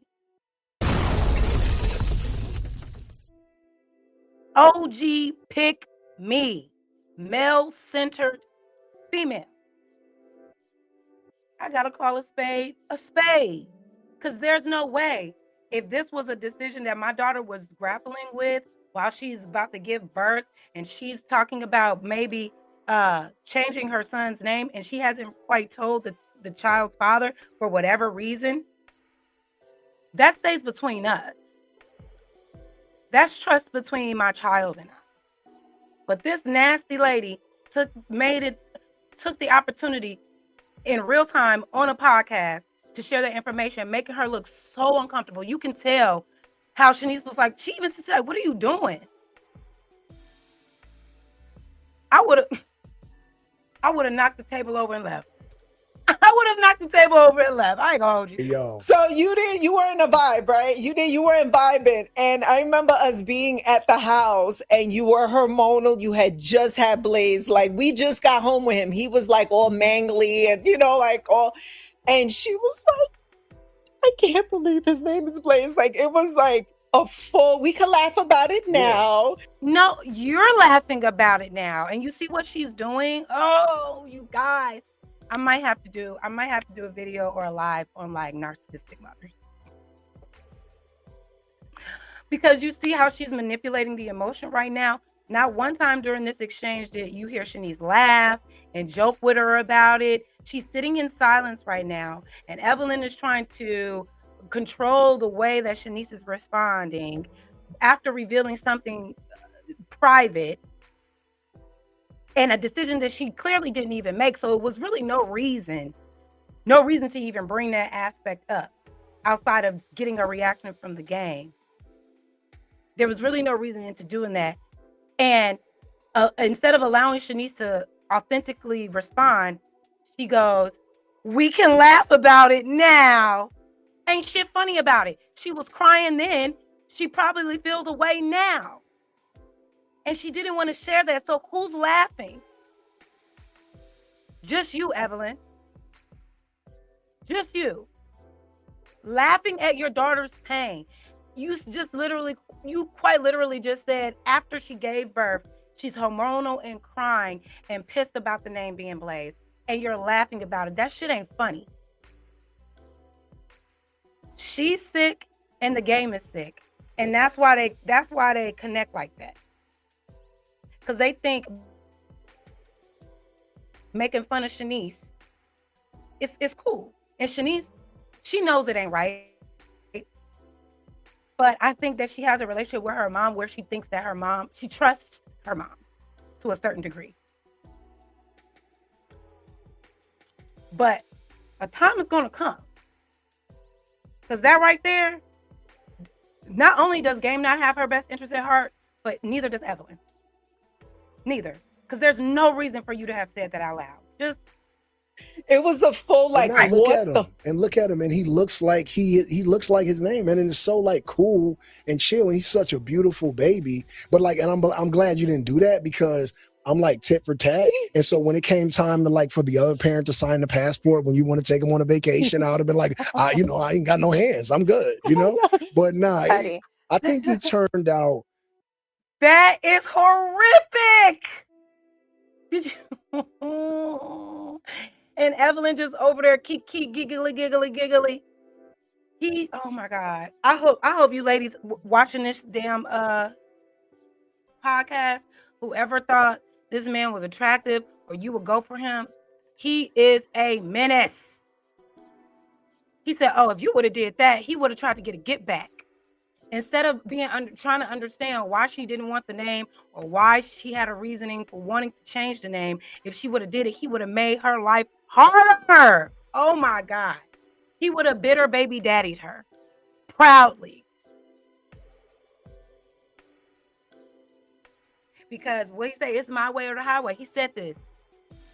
I'm bullheaded. I don't listen.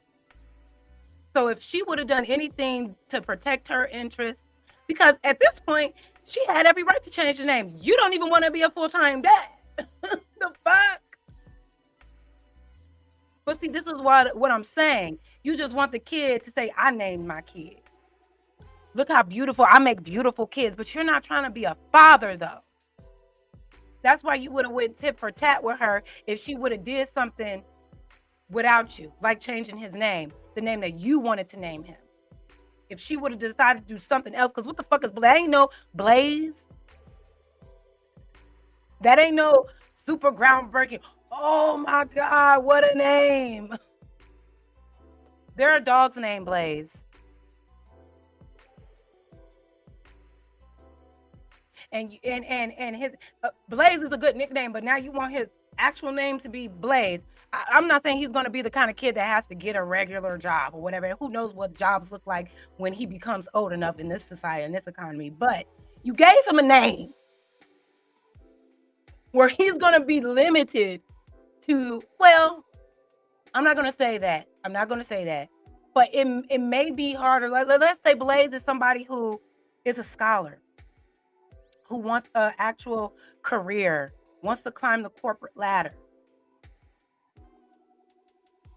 You set him up with a name to be an entertainer, an athlete, limiting his opportunity. Not saying that it can, because I feel like we've evolved out of judging people based off of their name, but Blaze, I feel like there's so much in a name. And you want to name your children something that like identifies with strength and respect. Blaze is trendy. That nigga might change his name when he get older. But I just had to point that out because there's no way that I would have gotten this far for this nigga to knock me up. I would have known this is the type of man he would be if he doesn't get his way. He's not into compromising. But the audacity for you to not compromise with a woman that you deliberately don't take seriously and dropping your load off in her for her to take care of the seed once it grows full time. If you are giving her all that responsibility, why can't she be over what you're naming him? You're not even involved. You're some timey ass dad. But because you are a slave to the ego, you want everybody to know that you named your kids. And if you're not able to name your kids, you're going to make everybody's life hell. I feel sorry for every woman that he has ever touched. Perfect. I think everything about him, from name to like how he is to what he looks like, is beautiful. I'm being honest. You're absolutely beautiful. I feel like I'm God's gift to the earth. Look in the looks department. Of course, you're all gonna pick me apart. Great. Yes, we are. Yes, we are. I cannot stand when men say that. When people say that, I'm God's gift.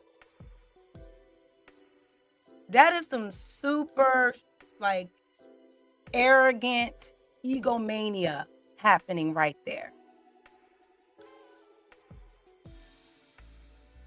A better way to describe yourself, I'm a vessel. Right?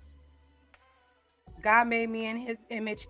God made me in God's image, because I don't put genders on God. That's a whole nother conversation. But I'm made in God's image, and I'm a vessel to use the gifts and the talents that he has blessed me with, that God has blessed me with, to now give back to the world. If you want to talk about gifts and God as it pertains to you, I feel like that's a better way to describe yourself. But to say I'm God's gift to the world because of how you look, baby, your face is puffy. Let's get into it, shall we? Let's get into it.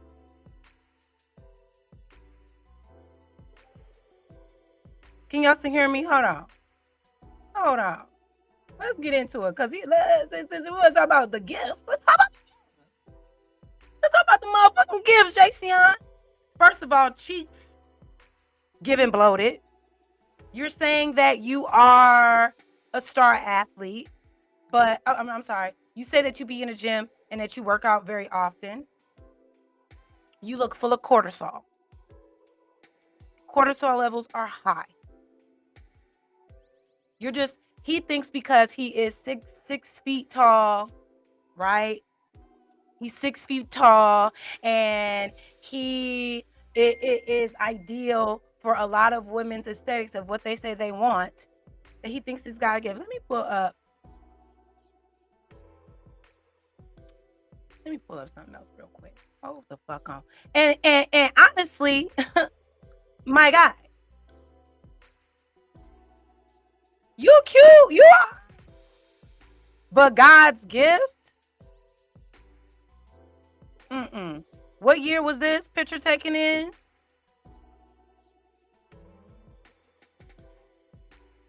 That ain't giving what you look like right now. God's gift? I mean, to some women, maybe. He cute. But come on now, get off that with yourself. God's gift. Now you're reaching, blood. Now you're reaching. Okay? Enough already. But that mindset alone is so problematic because he feels like he could get away with anything because of how he feels and views himself. He don't have to check in on how he behaves with women. He doesn't have to hold himself accountable for how he raises his kids. Why? Because he's God's gift. He's perfect. He don't have to do anything outside of what he thinks is best for himself. He could care less about the people around him. You all right. But to women with low self-esteem, you might be God's gift. Excuse me, y'all. So a motherfucker like me, though, don't play them crackhead games with Auntie. What Drake say? He could have a Grammy, I'll still treat his ass like a nominee. What is you talking about? Man, gone. But let's continue. But you are good looking. Thank you. But I did not think that my son was going to be that beautiful. I just didn't think it. I didn't know what it would be, like I didn't know what it would be. Like I look at him and I'm just like, oh my God. And I thought with Shaw, I say this all the time, I just knew I was going to have a boy with colored eyes, right? Because back in the day, you didn't find out, what you were having. You just had the baby and it's like, surprise, you have a girl, boy. It's not like it is now. And it's like, in a weird way, I feel like my grandson is the boy that I thought I was going to have with her. And he is just so special. Weird.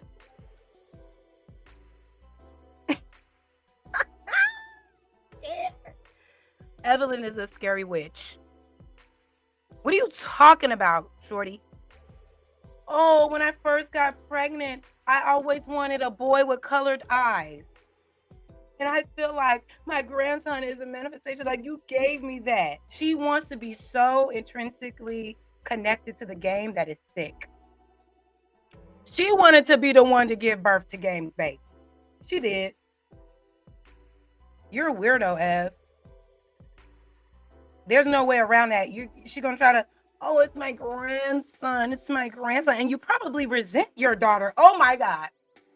You probably resent your daughter because she had the son that you didn't. So now you mad. And she had a son by maybe the exact archetype and the exact aesthetic of a man that you always wanted to be with. God damn it. God damn it. I'm sorry. I'm sorry. I think I just figured it the fuck out. Exactly, Golden. It's like it's Evelyn, baby, with the game. Exactly. Clock it. You should do call-ins. I want to do call-ins. I could try. Let me see. Let me let this play a little bit. How do I? Okay, here's the link. Okay. All right, I'm going to drop the link in a little bit. We could talk a little bit more. Let me finish playing this real quick. But yeah. Excuse me. Like, Evelyn, just say what it is. Just say what it is. And beautiful, and I wouldn't change anything about him. And I know, like, he's funny, he's crazy, he likes playing in the refrigerator, like he's everything. Yeah, and you know how everybody's like, you're supposed to be biased to your child, but I just feel like even if he wasn't my child, I mean, and people come up to you all the time, I'm pretty sure they come up to you, people tell me just like how beautiful of a child that is, and they don't have to do that, but for me, when I look at my son, I say every time, like, I'm so glad that I'm your dad. Yeah. Like, I'm glad that I'm your dad. What does showing up mean? All ego. All so that he can say, look what I made. Look at what my balls helped to create.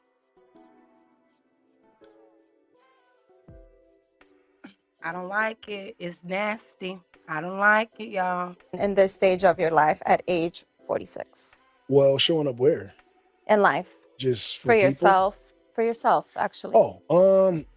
For myself, I show up for myself every single day. One person I'm gonna show up for is me. I think that being the leader of a family, which of mine, I feel like I am. I do a pretty good job at it. For the most part, I am a little stubborn. With every single. Hold the fuck on. Because we got to go back a little bit. You talk about you lead what family? You lead who, baby? Baby daddy. Baby father. Unmarried man, you're leaving what? You are leading what family? I gotta go back. I gotta go back. I gotta go right back. Because get the fuck out of here. Person in my life. I show up for myself every single day. One person I'm gonna show up for is me. I think that being like, I'm glad that I'm your dad. What does showing up mean in this stage of your life at age 46? Well, showing up where? In life. Just for yourself. For yourself, actually. For myself, I show up for myself every single day. One person I'm gonna show up for is me. I think that being the leader of a family, which of mine, I feel like I am. I do a pretty good job at it. No. What?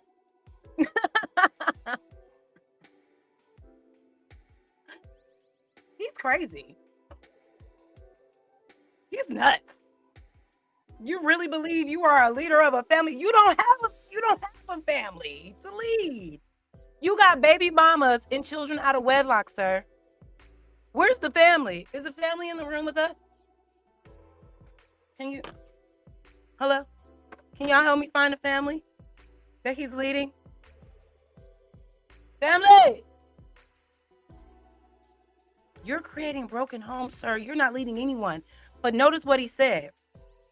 I'm going to show up for myself first, regardless. This nigga never had to sacrifice anything for anybody else before.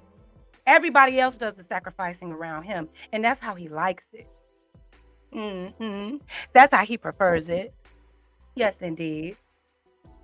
I'm telling y'all, the ego on a lot of men and a lot of women, but especially men, especially when we live in a society that pumps up male bravado and ego and prioritizes those things more than anyone else. This is the type of bullshit you get because he really thinks he's leading someone somewhere. He just told us he can't even teach his son how to treat a woman right. Baby, you're leading everyone to hell, sir. Stop it. For the most part, I am a little stubborn. With every single person in my life, I can be a little stubborn. That's just who I am, and I force people to accept the shit. And I think that, I show up for myself. I don't always show up in the ways that other people think I should show up. I show up for myself.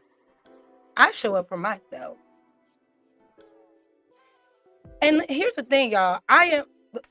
Let me not ramble. Let's keep going because we got to get to it. Up all the time, and I have to get better at that. Because again, I'll be so like my way or the highway sometimes that it affects people emotionally. And I just if I could do anything or set anything in motion, I would like literally like just set that in motion. I got to get better at that. How do you get better at something like that? Like, does something happen and you think twice about it and you're like, I'm going to take this move instead of that one? Or do we just say it? And I got to like, take the voice in my head to tell me, fuck that shit. And like, just like literally spin the block on the other person's feelings and emotions. So that's something you can work on for the new year, because obviously it's a new year. You've been training your whole you work out. Like we know you're not gonna be like new year, new me bullshit. You fucking I try work to get out. ahead of that. I don't want to be a part of that like new year, new me, and then quit in fucking February. Right. Yeah. So that's something that you could start working on for 2026. I'm on it. Not being stubborn. You guys remind me of each other a lot. We tell each other that every other day. And when I met you, actually, you reminded me. Oh, it's getting hot. It's getting hot. Let me adjust. Do you see it now, baby sis? Do you see it now? You guys remind me of each other a lot. Yeah. You went and found your mama and another nigga. It's not funny. It's not funny. I really feel bad for her. But only a little bit, girl, because you should have known better. Evelyn definitely failed you, but you should have known better. Yeah. Yeah, girl. They're the same person. Of my mom a lot, obviously 2 Sagittariuses, but very defiant and defensive and stubborn. But I think that I dealt with it with you because I dealt with it with her. Yeah. You're a little bit more because you're a man, obviously, so naturally. But I think that, yeah, it was not as easy to deal with it with you, but it was familiar because I dealt with it with you. Or even with my dad a little bit, actually. Yeah. So. Yeah. That baby is hurting. And this is not therapy. She's saying, I endured what I endured with you because I've endured this level of toxicity with my own mother. And she thinks this toxicity is normal. So much that it made her feel safe enough to give birth for this man. We gotta pray. We're similar in a lot of ways. Sometimes Shaw's like, you just want to understand what he's saying or whatever. Yeah. And I'm just like, well, I kind of do, so I don't know if it is a sign thing or whatever, but. No, you are a male-centered pick-me and you have a crush on your daughter's baby daddy. It's not that he could say anything and you're going to agree to it. You don't have any real pushback for him. You were okay with him turning your daughter into a baby daddy, because your goal after that should have been hooking her up with some quality men after that, if you had the ability to do so. But no. I think it's a sign thing, right? And you know how it is with signs. Like, we kind of like stick together when we find somebody that's a Sagittarius. But anybody, like, too, if somebody was a Cancer and they met a Cancer, they'd be like, oh no shit, you're a Cancer too. You kind of like get with your people. That is so silly. But That's silly. Clock it. They are playing in your face, girl. It's a sign thing, when we find signs. I've met several Capricorns that I cannot stand to be around.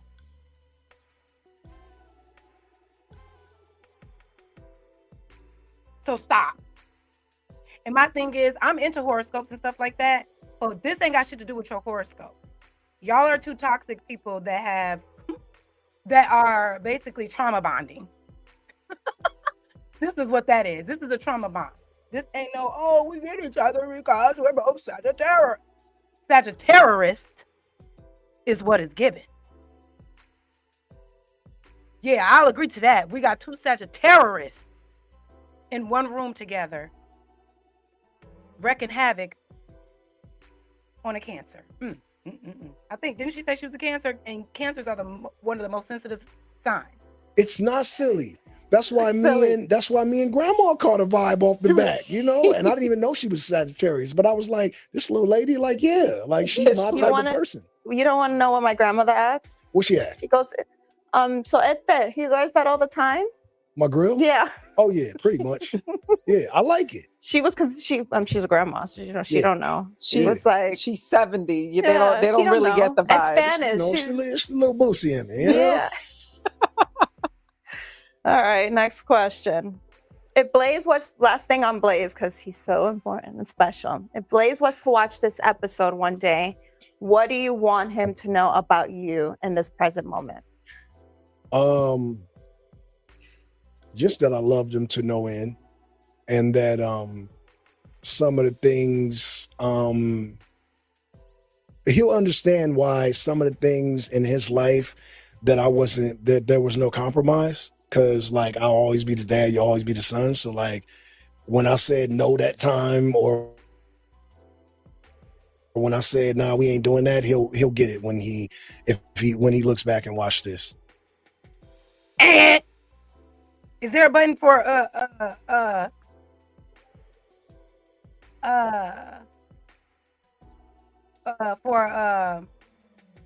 like a button? Wait, let me see. No, baby, that's not what's going to happen when he looks back. When he looks back and watches this episode, he's going to see how you trapped his mom. She allowed you to, but how you were predatory on why he even came about. You just thought his mom was fine and you didn't want to marry her first. You want to impregnate her. Then he's going to hear about the fact that you didn't have any part in raising him full time because you just left him with his mom. You weren't able to teach him anything about being a good man for other people, et cetera, et cetera. No, he's going to see how much of a deadbeat you actually are. And I know y'all say, he can't be no deadbeat if he's paying. No. There's a deadbeat mentality too that can play a part in all of this. He's going to look back and be disappointed because you didn't love his mother properly. Hopefully, if this boy grows up who is self-actualized and is able to view things from an unbiased lens, because there are a lot of kids, even though their father was the fuck up and left and did all of the bad things, they still blame their mother. The mother that was there for them, the mother that stayed to raise them. This could be that too. Who knows?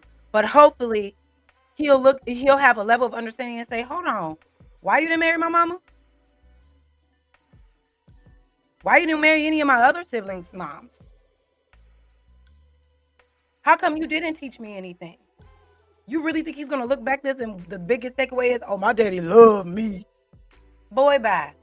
You show the utmost love to your son by how you love his mother. You show the utmost respect of your son by how you respect his mother. And at no part within this interview did you show any type of respect for anybody. Y'all, I'm going to drop the link. Whoever want to come up,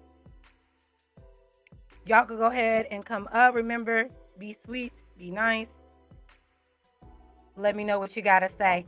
We're going to spend a little bit more time on this and then we're getting on to Candace because I got to talk about that for sure. Okay. So he'll have an understanding. For sure. He'll just be like, my dad was like very like non-negotiable. Yeah. Hopefully he has it sooner than 50. Well, shit, I won't be here. No, you got to be here to see the understanding. Okay. One habit you're actively unlearning. One habit I'm actively unlearning. Stop taking meeting notes and let ClickUp AI Note Taker do it for you. It allows you to focus on your meetings, not your notes. But I want to say this. He was asked, what is a habit that you're currently unlearning? Shanice, this man doesn't know anything about self-reflection. He doesn't have an answer. That's why he's looking to the sky right now. He don't think he's doing anything wrong, babe. Because nobody around him has ever held him accountable for his actions. They just deal with it. Because he's so fine. Just like you. So asking these questions after the fact, when he has never reaped any repercussions for his own actions, baby, That ship has sailed. So let's see what he got to say. To stop womanizing. I think I Sorry, swear. I don't mean to- I'm trying to, I'm literally, that is Yeah, laugh because it's a joke. the thing that I am the most focused on outside of parenting.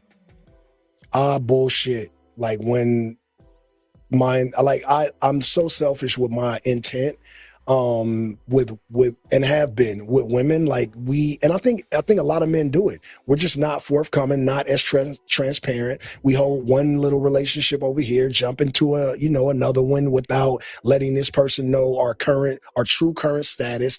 And, and that's just what that looks like. As far as like, mentally, physically, like abusive, like that's not what I mean. I mean like just But you are mentally abusive, sir. You don't even realize it.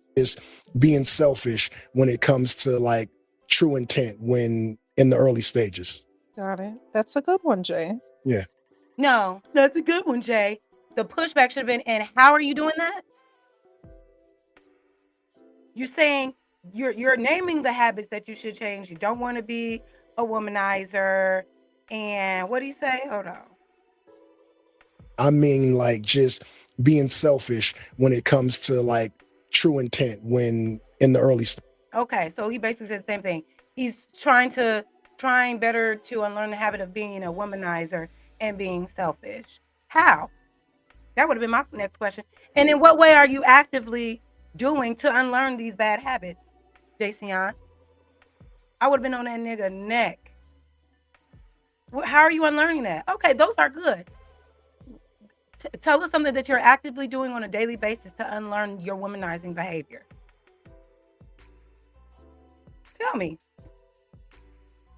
But she just accepts it. See, nobody has actually pressed him on the intentions behind his own words. He knows what to say, but no one's asking him why. That's why he's going to continue to get away with this shit. Stages. Got it. That's a good one, Jay. Yeah. One thing that the public gets wrong about you. Everything I say is a lie. Right? Like I think that is fucking absurd. And and again, I don't want to throw nobody under the bus, but the niggas that y'all like think are like telling the truth, or the niggas that y'all praising are pussy ass niggas. They just don't say anything, which might be cool. They don't say anything so that they can't be called a liar or a cap, or so that you do not know their true personality. A lot of these niggas don't talk or don't speak. They kind of got that Wizard of Oz shit going with them, right? Like they're behind the curtain, like, pushing these buttons and shit, and you're praising these niggas, but they pussy.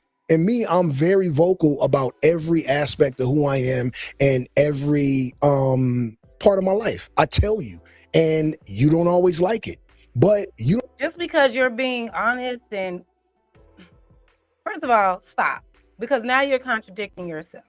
You're calling these other men pussy because they don't say anything, but you literally just said that you are selfish with your intentions and you're not forthcoming about your intentions when it comes to women. That's pussy. That's bitch nigga shit. I gotta look at the guidelines. What can and not say around these YouTube streets? Because I just be saying exactly what's on my mind, and I just want to know, because are you describing yourself, sir? Just because you're honest and open, it doesn't mean the fuck that's coming about. It doesn't mean that what's coming out your mouth is valuable. Just because you're being honest about it. But which one is it? Are you honest about your intentions, or are you not? Because now you're saying a whole different thing, trying to call out other people and saying that they're not being forthcoming, but neither were you. Because I'm sure you didn't tell Shanice when you met her, look, I don't have no other interest in you but knocking you up because you look good. Because I guarantee if you was forthcoming about that, she would have thought twice. But she had different expectations. She thought she could be the one to change, is what she thought. She thought she could be the one to settle your ass down, to finally get wiped up. No. No. She played herself and you played her too. don't always like everything about your own life. And you don't see that I'm more human than other artists. I'm more like humble than other artists. I'm the nigga you will see at Trader Joe's. I'm the nigga you will see running down the street. You know all my children's names because I told you them. And I was very like public with my fatherhood. You know who I am. You know where I'm from. You know which gang I chose to be in. You know like the history of, my childhood and my upbringing, because I've always been vocal about and very public about who I am. And other niggas don't be keeping it a buck. So when I say, or when I tell these stories, they seem outlandish to people who don't know who I am as a person. So that's probably it. You know what I think one thing that surprised me about you, how you're a great writer. Like you're very articulate when you text, you know when to comma, you know when to put a period. Like he writes, you know when to put a period. You saying I don't? No, she's saying you do. My text etiquette is you're great. But that's but I have how often are these niggas texting? I want to know. And the way that she's oh, you're so smart. You know how to write your commas and text, and the way that you formulate your sentences. He's a fucking rapper, Evelyn. He's a lyricist. If anything he should be good at is writing words. Y'all be impressed by the most basic shit. The most bare minimum things impresses you. If y'all don't go on somewhere with that. What's going on, everybody? I see y'all getting in here. Getting on in here. Come on. I dropped the link down. If anybody want to come holler at me and talk to me, I see you. What's going on, Mr. Mayhem? How are you? Young Riots, how are you? Oh, shit. Fatty in a building. Fatty in a building. Hey, Fatty. Oh, how you doing, Bookie? I appreciate every last one of y'all for being here, for real. Pull on up. Auntie just talking. We just having a good old time. What you say? Wait a minute. What was this? I hate how she is an adjustable 8'9". What's adjustable? What does that mean? I've heard that before. What, like without all the enhancements, that number goes down. Is that what that means? Y'all funny as hell. Let's get back to it and wrap the thing up. Thank you so much for being here. Again, make sure you hit the like button. Like. Let's grow. Like, share, comment, do all of the things. I love y'all so much. Let's continue. Experience, texting with certain people, and they don't know how to put a full sentence together, right. So when, we started doing the family thing and communicating on a consistent basis, I remember thinking he's very articulate and he writes very, very well. Yeah. Which is great. And that's one thing, like, Lynette she was real, like, on it about, like, penmanship and how to formulate words, how to speak to people. And you know what? To be honest, Tiff taught me a lot too. She's a school teacher. I was still saying "tooken" when I met her, and she would correct me every time and just be like, "No, it's taken, brother. It's taken." One promise you're making to all your kids. Whew, I'm trying to stay alive, child. I'm trying to stay alive, and I say that a lot of people will watch this and be like, well, think that it's easy. It's not easy. I live in a city that claimed the lives of, Nipsey Hussle, and God rest his soul. That was my actual friend. So that hurt me. P&B Rock, who I met in passing, but, he met an untimely demise at a Roscoe's. Pop Smoke, who was so young and so talented, got taken from here. Biggie, who died on Wilshire. I would have never advised Biggie to come to LA after. I'm sorry. Is he answering the question? Is he answering? What is the one promise you're making to you? I'm trying to stay alive because of Nipsey and Tupac and da. Answer the question, sir. Tupac died, it would only seem like you were gonna be next in that beef. So I gotta just be real, stay alivey out this motherfucker. This Los Angeles and these niggas, I'm just being honest with you. You guys are women, right? And you live in these beautiful glass houses where you should, where no one should chunk a stone at it. You should be respected. And men, for the most part, even the hoodest of niggas is gonna be like, oh, Evelyn, hey, oh my God, you know, my girl watch the show. You know, you guys kind of are like off the radar when it comes to the street shit. But me, still to this day, like I got a homie who last week, who, hey y'all, he's full of shit. Just so we're clear, this guy's full of crap. Because I'm just trying to stay alive. So the next question should be, okay, while you are alive and staying alive, what is the promise that you are keeping for your children? How are you keeping the promises to your kids? Forget being alive. You're alive. You're well. Stop trying to make it seem like, oh, because Nipsey died and Tupac died and Biggie died, that's your biggest thing that you need to be focused on is staying alive so you don't get gunned down in the mean streets of LA. Sir, ain't nobody clocking you like that. No tea, no shade. Ain't nobody. There was a deeper reasons for all of those other deaths that you just named. But what promises are you going to keep as a man that is alive and well and wealthy that your children can expect from you? He's not answering. had his 55th birthday and died on it. Got shot, like knocked off his Harley, like shot 27 times at a motorcycle event. So it's like, if I'm 46 and I am alive, right, and I'm a gang member, and people say, well, why are you still gangbanging at 46? I'm not driving to Compton every day, putting my rag in my pocket and gangbanging, but I joined the gang, and this is California. It's blood in, blood out, right? So I can move to the Bronx and live in a cool little condo, but when I come back to LA, I still am who I am.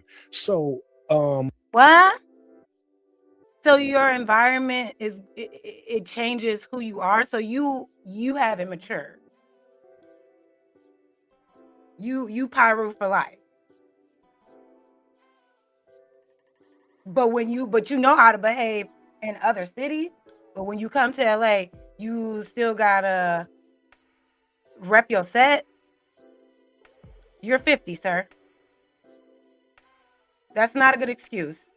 Woo! Arrested development. Without being long-winded about it, it's not easy to survive in this city. Yeah. And so the thing that I want to do for my children is be alive for a very long time.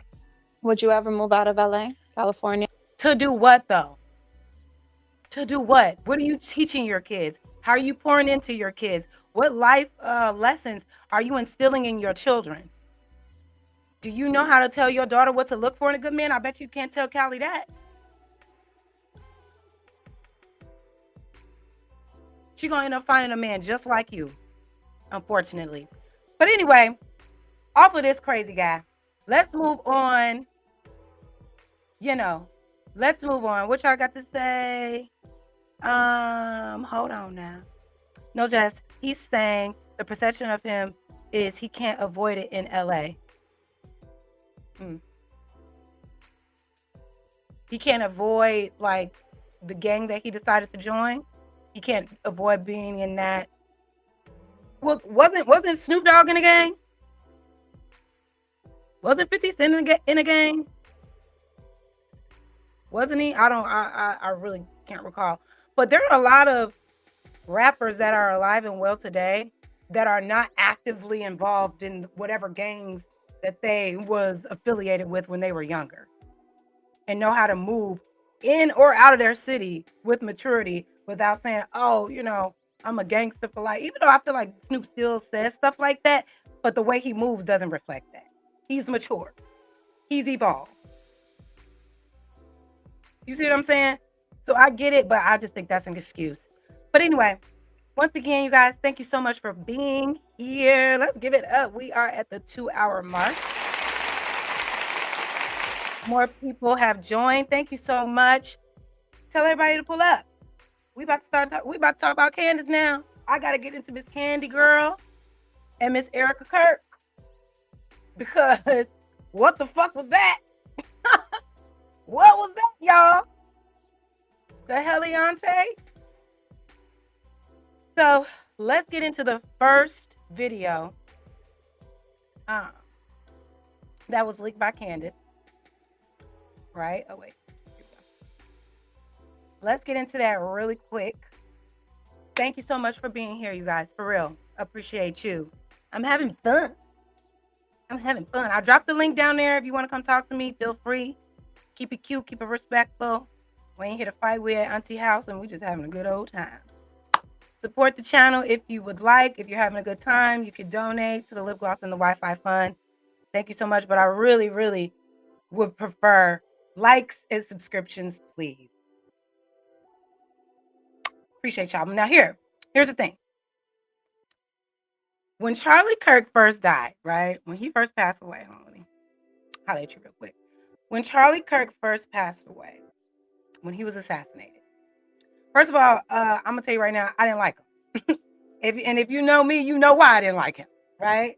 How he was liked by a lot of people, I don't know. The guy wasn't a very likable guy, all right? He said a lot of bogus things about Black people, things that were inaccurate, not correct, inflated by racial biases, and he said these things as truths, right? And unfortunately, somebody got that ass up out of here, right? And I'm not saying that he deserved any of what happened to him, but it is what it is, right? But I will tell you what, when I saw that video of him sitting there and getting shot in the neck, I thought it was fake. I thought it was fake, y'all. I did not think that shit was real. I was like, oh, this AI. Nothing in my spirit resonated with, oh my God, that man just got killed during a whatever he was doing, a debate event at a school. I looked at them like, man, please. I didn't believe it 1 second. Then it was like, oh, that really did happen.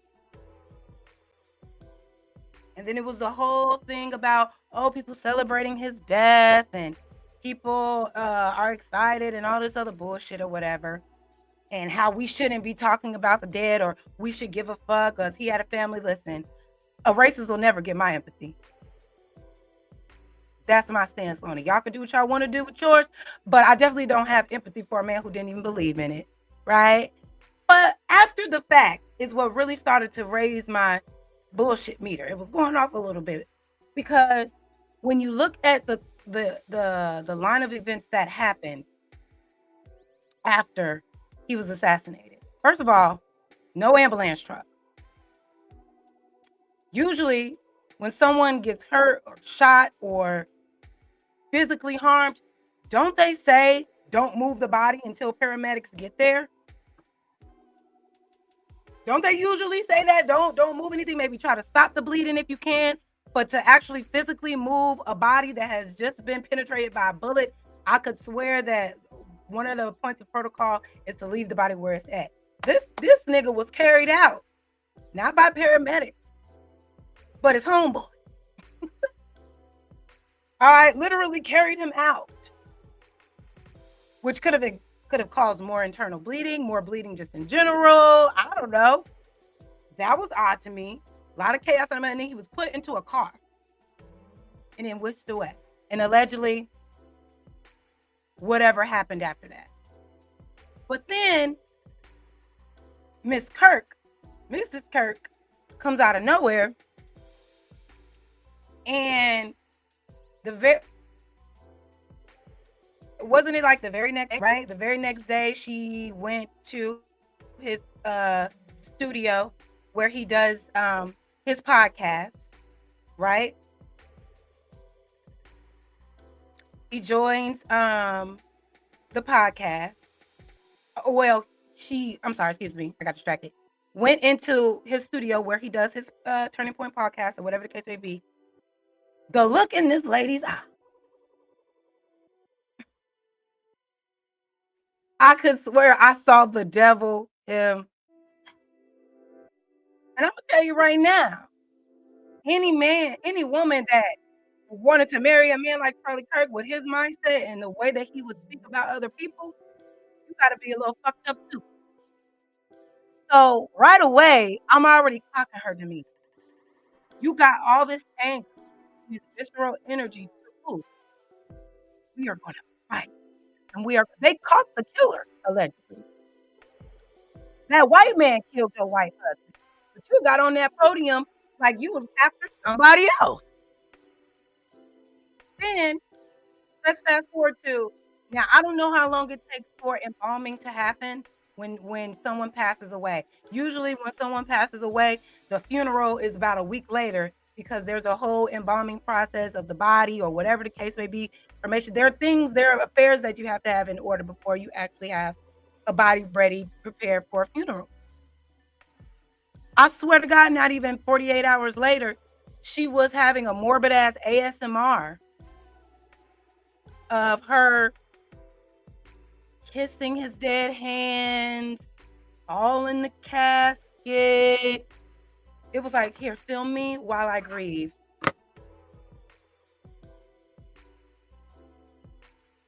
And I ain't gonna hold you. Them hands that I saw in that video, I don't know, y'all. I don't know nothing. But something ain't right. And this girl, Candace, she been on they ass. All of it is bizarre. The memorial they had with the fireworks and the things that she decided to wear, the optics look very off. And clearly I wasn't the only one who felt that way. And I'm not necessarily a fan of Candace Owens, but when she's on to certain things and has things to back it up, I give her grace. She has said some cool ass shit before though that I cannot ever get behind. But this right here, she's doing more investigating on Charlie Kirk's death than his own wife. And I found that to be interesting as well. So now, fast forward, Erika Kirk ain't had no time off. Full steam ahead. Still, selling books, selling merch. Just doing all of the things that you wouldn't expect a grieving widow to be doing. Now, there's even more out here to confirm it's some bullshit in the game. And I love the fact that it's all being exposed. Listen, Cat Williams told y'all, all big dick demons will be exposed. He ain't done. It ain't over. So let's get into this video, y'all. And let's see what Candy Girl had to say about Miss Erika Kirk. She ain't buying it. She ain't going. You were about to hear Erika confirm herself. Those employees were then fired without even being given a clear reason as that doesn't make any sense. The public is not biting. I am not biting. When it comes to the background of Erika Kirk, because the public deserves to know. And like I said, it's basic journalism. This entire idea that, well, Charlie wanted this, that just would fly probably actually nowhere in the world, not even in the old world, not even under monarchy rule in the 11th century. In England, would that work? You can't just say, oh, well, that was his missus. That was his queen consort and hand her a kingdom.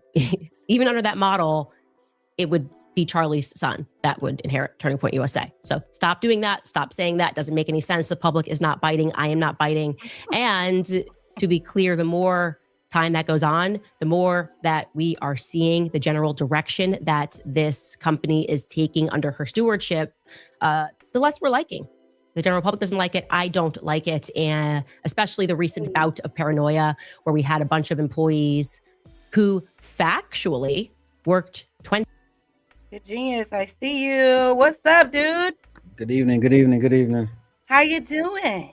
I'm fine, just modding in the back, keeping it I safe. appreciate you. You enjoying the show so far? I am enjoying the show. It's cute, right? Yes, it's very good. You're getting good. You. Thank you so much. Look at you and your lighting. You look I keep it. I do production, so I keep it simple. That's cool. I like that. It's not about me, it's about you. So I'm gonna just you know, Whatever makes you comfortable. Whatever makes yeah, you comfortable, man. I appreciate you being here. Thank you for no your doubt. support. So I wanted to get into this Candace thing. You have an idea of what's going on with this, right? Oh yeah, I've been following it, man. Candace, like, I rock with Candace because like she take her L's with her W's, and when she on to something, she on to something. Like, right. She might be wrong about certain things, but when she gather her facts, they be facts. So I'm interested to see where this is going because they stopped. So they stopped pushing her YouTube channel in my algorithm. I can't find it. Really? Yeah. After she met with the wife, like I didn't see no more Candace content. I would have to agree. Right when she had that, okay, guys, I'm back. It's almost like you have to search her to hear anything else about it. Because I know I did. All right, let's get into it. Go ahead. 20-hour days. That fact, by the way, you are about to hear Erika confirm herself. Those employees were then fired without even being given a clear reason as to why. Just gotta go, going in a different direction. That doesn't exactly match what we were told as the public. We were told that they're a family. How dare anybody question anybody ever in the family? Followed immediately, almost seemingly in the new year, by get out. We're just moving in a different direction. Knock, knock, we're at your door. You fired, and you better hand me your computer or else. We just want to know what happened here. Anyway, being a 501c3 company, being a charity, becoming a charitable organization makes you, of course, accountable to the public. Always, they are allowed to ask questions, even if you want to send out a bunch of cease and desist letters. And thanks to this recent string of misguided firings, that's putting it mildly, we did happen to get our hands on an audio recording of a corporate-wide Zoom call, which took place pretty immediately following Charlie's memorial. So for clarity, this call took place on Monday, September 22nd. So this is 11 days, less than 2 weeks after her husband was publicly assassinated in front of the entire world. It's important to remember that. It's also less than 48 hours, about 48 hours after his private Catholic funeral mass, which the public was not privy to. But top paying donors were. That's also odd. We'll save that for another day. I just think that you should clock that. It was a private event, but it was open to donors. Know that. I want to plug that into our master timeline, which I know I keep promising you I'm going to publish. I will. So we know on September 10th, Charlie is assassinated. This is being four. And we're fast forward. Thank you, Candace, for your commentary, girl, but we ain't got this time. All right, let's start it. We had to watch this. We had to visually watch this. Now, the entirety of this call, which we're not going to play, is 15 minutes long. I'm going to figure out how to just drop it on my X feed. But I want to make sure that we properly and fairly contextualize it. So we're not being choosy. We're not cutting this for drama. The obvious point of this call to set this up is to introduce Erika. She's the new leader. Not even introducing, she's just heading up this call, but obviously she's going to be at the helm of this. So they're getting to know her. And she does begin the call by being thankful to the entire Turning Point USA team for their work at the memorial event. So let's take a listen. Hi, everybody. I still love all these emoji Zoom things. Wow. I don't even know where to begin. The fact that we were able to pull off an event of a century, like it's just... That right there gave me chills. Pull off an event of the century. Talking about your husband's funeral or your husband's death. It already is sinister to me. It's insane. We had over 275,000 people that attended, and stadium overflow, Westgate, insane, you guys. And then you have, was it 100 million? You guys that heard the gospel and all about Charlie and all about everything that you guys do and the hard work of Turning Point USA is insane. We had thousands that were registered to vote. I think we're at like over 200,000 for merch sales. Don't quote me on that because I think it just keeps like bumping up like crazy. But I just wanted to say a huge, huge, huge thank you to the events team, the development team, the graphic design team, the production team. It's just phenomenal. Their incredible work leading into the memorial. And honestly, a lot of the staff that worked on the memorial, they had 20-hour days for a week during the time of us grieving the loss of my husband. And honestly, I know several staff that didn't even sleep. Again, you guys are breathing angels, and I'm so grateful for all of you. And obviously a huge thank you to the Mosaic team. VI, you guys are 10 out of 10. Like we have the most incredible team. We just do. And you guys know that, and you guys are all a part of that. And I am so, so thankful. And if you do have a moment and you run into any of those staff members that you know had a role in this, and you know that they put a lot of their time and effort into it, just say thank you. There's something really special to be seen in moments like this. And it's not easy. I'm speaking from experience. I'm right in the trenches with you guys. And so the fact that you just, a simple thank you. I don't care if any of you have beef with each other from the past or have any issues with someone said something about this or that. Like, if you guys have any of that, please put it to rest. My husband's dead. Like, I'm not trying to be morbid, but he's dead. And it puts life into perspective of how short life is and relationships, and God puts people in your life for a reason, and it teaches you a lesson, it teaches them a lesson. So if you are going through a time where, just lay it to rest, and we are moving forward, Turning Point USA 2.0 with Charlie in our hearts, and that's what he would want. Okay, so I'm just looking at the chat here, and you guys are responding live in the way that I felt live listening to this. It is the general tone that is off-putting. It's the laughter that is off-putting. It's, again, we are not even 2 weeks after watching your husband be assassinated.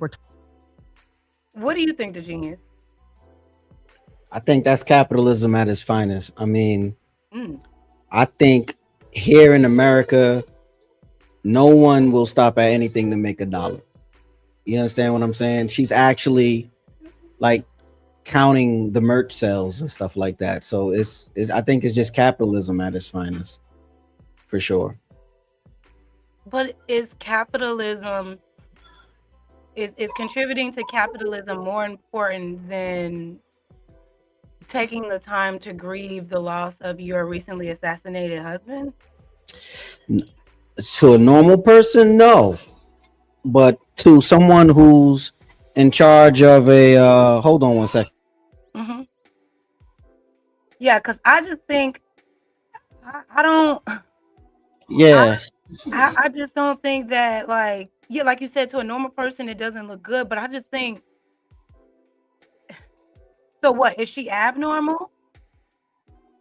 Because she's in a position where she has money and popularity and things to sell. And mind you, the things that they're selling were off of his death. So are you really honoring your husband's death when you're literally capitalizing off of it? This is America. I mean, everybody grieves different, but it's a different, you got to move different when there's hundreds of millions of dollars at stake, right? You understand what I'm saying? He probably, it's like, it's a lot of transferring of assets and a lot of people whose lives was heavily invested into the Turning Point USA thing. So you got to move differently. And I think it's like she said, it just, her tone of voice just didn't sound like someone that was mourning. But like, me and you, Jazz, we never had to manage a $250 million business or organization. So we wouldn't even know how we would have to move in a situation like that. You feel what I'm saying? That we talking about a lot of money. How did you know what? We'll get into that because Candace Owens kind of made a comparison to the movement that Vanessa Bryant made when Kobe Bryant passed. We're talking about the same kind of money, lots of assets, businesses at stake. But the way she moved after he died unexpectedly is vastly different from the way Erica is. Yeah, So, you're right about that.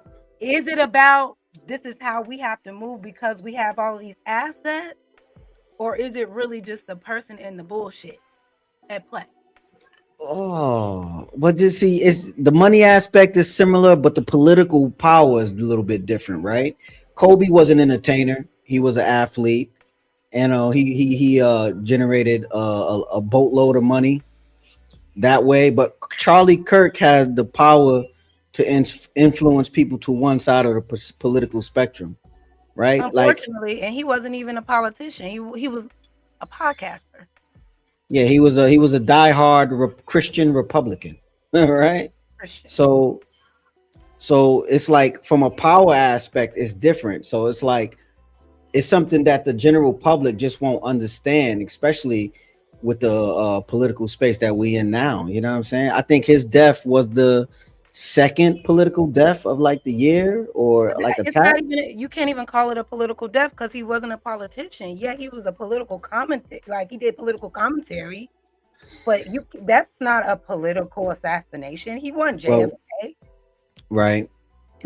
But you know, like everybody hate him, call him a racist. I mean, but like it There's no I don't know why we can't. He had Candace Owens working for him at one point. How can he be? And Candace has very much so Candace tendencies. Okay. So You got that. A surprise. It's not a surprise that she aligned with him and his ideology because she's over there in that space too. Yeah, I mean, the amount of hate that he received off of just words was just unprecedented, right? Because he wasn't a man that was speaking on being violent or people should be violent, and the way he passed was just, it was horrific. Like when I saw the video, I couldn't believe it. I had to put the Twitter down for a second because I said, "Dang!"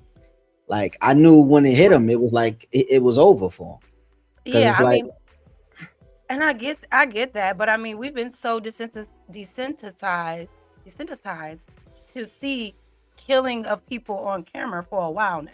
Right. So I get what you're saying, but I don't know. You're saying he was hated because of the things that he said. He said hateful things about people, about groups of people, about marginalized groups, things that were inaccurate, that just were flat out rooted in bigotry and racist rhetoric. So of course you're going to have a lot of people that don't like you because you say a lot of bigoted, hateful things.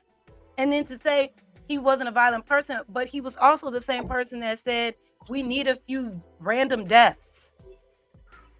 We need some violent deaths in order to maintain our gun rights.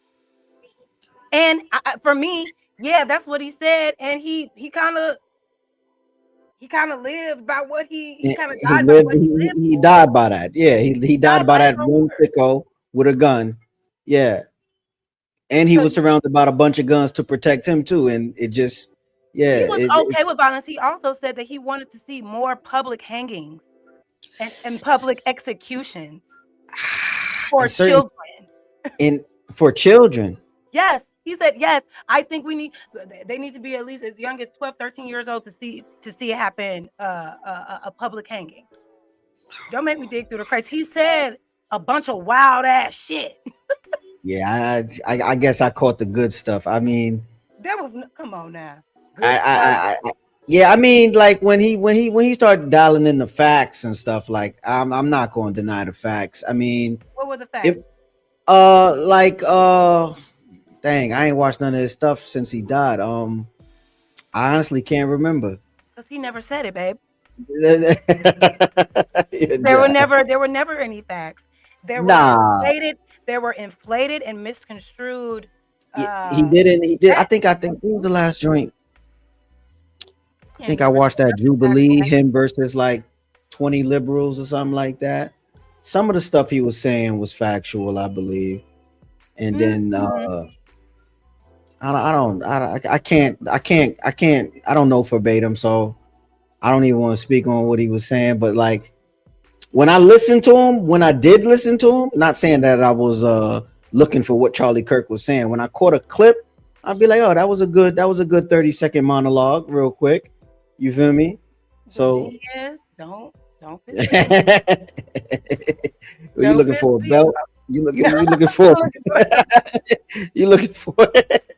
you feel me? Get a whooping. I think finna pull out a belt. No, I'm just kidding. Yeah, like you know, I don't, you know. I'm sorry. I've listened to a lot of his rhetoric even before he was assassinated. I knew he was full of shit and he was a racist asshole. Okay, so you will have to let me know what good things that he have said, because saying that you will automatically assume that a black person isn't qualified enough to be a pilot just because they're black, there's nothing factual about that. Okay, saying that women don't have the capacity or the brain capacity to do certain jobs. Can we stay on the pilot part for a little bit? Like, if I'm getting on a commercial flight from New York back to Atlanta and I see that it's a black pilot, I'm gonna give him his props, but in the back of my mind, I'm gonna be like, where was this nigga in his class? Like, was he like, why? It's just because I know as a black man the capacity I have for cutting corners, right? I'm not going to deny that. I do cut corners when I can, and I'm wondering if this guy cut corners too. You feel what I'm saying? No, and I'm gonna tell you why. No, because I'm gonna tell you why. To become a pilot, they're giving the same type of testing, the same type of training to everybody that is signing up to become a pilot. Are you saying that these aviation industries and these airline industries and people who, you know, whatever schooling you go to become an actual pilot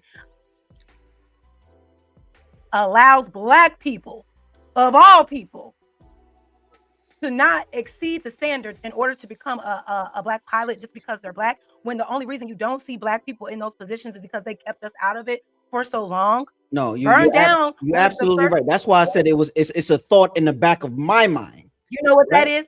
You know why? That's internalized racism. That's why you think that. Because if you would have saw a black man as a janitor, you wouldn't have shit to say. If you saw a white man as a pilot, you wouldn't have shit to say. But you see a black man as a pilot that went to the same school as the white pilot, you still questioning his abilities because racism told you that we cut corners, we're not smart enough, we're not good enough. But they can't reach that level until they exceed those expectations of becoming a pilot. I wouldn't say racism taught me that. Like I said, like I know growing up in the hood, the capacity of people like me to cut corners. I'm not nothing to deal with racism. Just knowing and being around each other for so long. Yeah. You don't think these white folks cut corners? That's absolutely. Absolutely. That's how they get. But the thing is, you don't question their position when they're in power, knowing how much that they get down and cut on some corners, how they lie, steal, and perpetuate nonsense and oppress other people to get what they want. A lot of these white people in power are not very smart. I picked that. So, and you already know that they have done anything that they've acquired, they have never gotten it out the mud. They have to take it from somebody else. Yeah. They started the cutting of the corners. They started the scam. But when we see white people in these positions, where did you rank in your class? That's what I'm saying. I know it's hard to understand and grasp that could be internalized racism working, but it is. Because there's somewhere in your indoctrination that you believe that black people just ain't good enough. Knowing that just like a white person, a black person can cut corners just like a white person does, but you'll never question that white person. And that's why I don't fuck with people like Charlie Kirk saying stuff like this about black people, because it's not accurate. In fact, if anything, we exceed.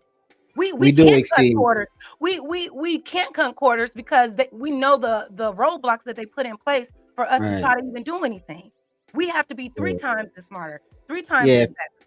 If passing was a 70, we would most likely be scoring like an 85 just to get by. Yeah. Just to get by. Yeah. Because they'll look at our 70 like it ain't good enough.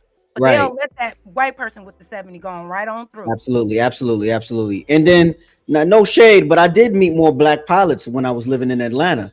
So I like to fly, like, you know what I'm saying? So it's like, oh, like cool, but like I'm not gonna front and act like I didn't think that way. Yeah, I'm sure. When I I'm did sure see, a lot you of know what I'm saying? yeah, I'm sure a lot of black people have, but it's not because we're incapable. It's because of the indoctrination. Right. That's what it is at the end of the day. But let's keep going. Talking Go about ahead. numbers and metrics that have been hit. And my husband's dead, not to be morbid. That is a sentence that and this was not my husband, and I had no sort of the type of relationship that she had with him that I was able to utter.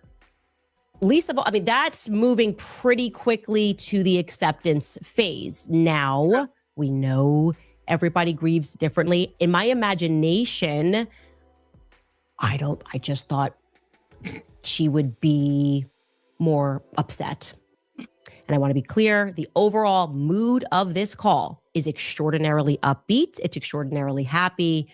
But of course, as the CEO and chairman, she does have to address the elephant in the room, the morbid elephant in the room, if you will, because it's an obligation. You have a new CEO.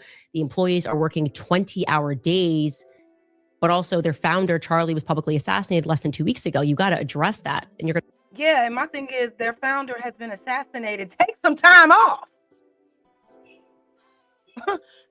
The money ain't gonna get that funny if we all took a bereavement leave, because our CEO was assassinated in front of thousands of people on a college campus, seen by the whole world and everybody else that was with him.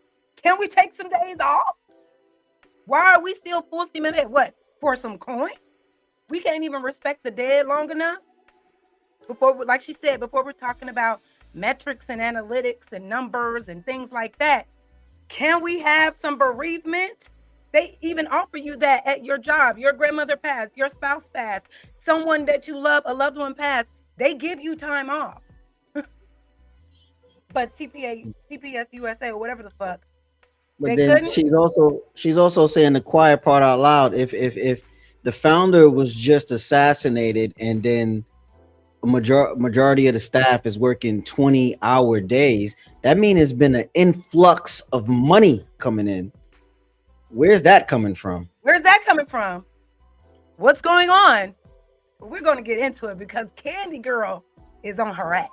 All right, let's do it. to hear her address that by recapping to them that throughout these long working days, the employees were provided with ample resources while they were working.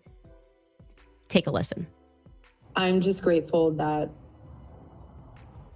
while things were still in motion and moving around, that we had our leadership teams provide for you counselors, pastors.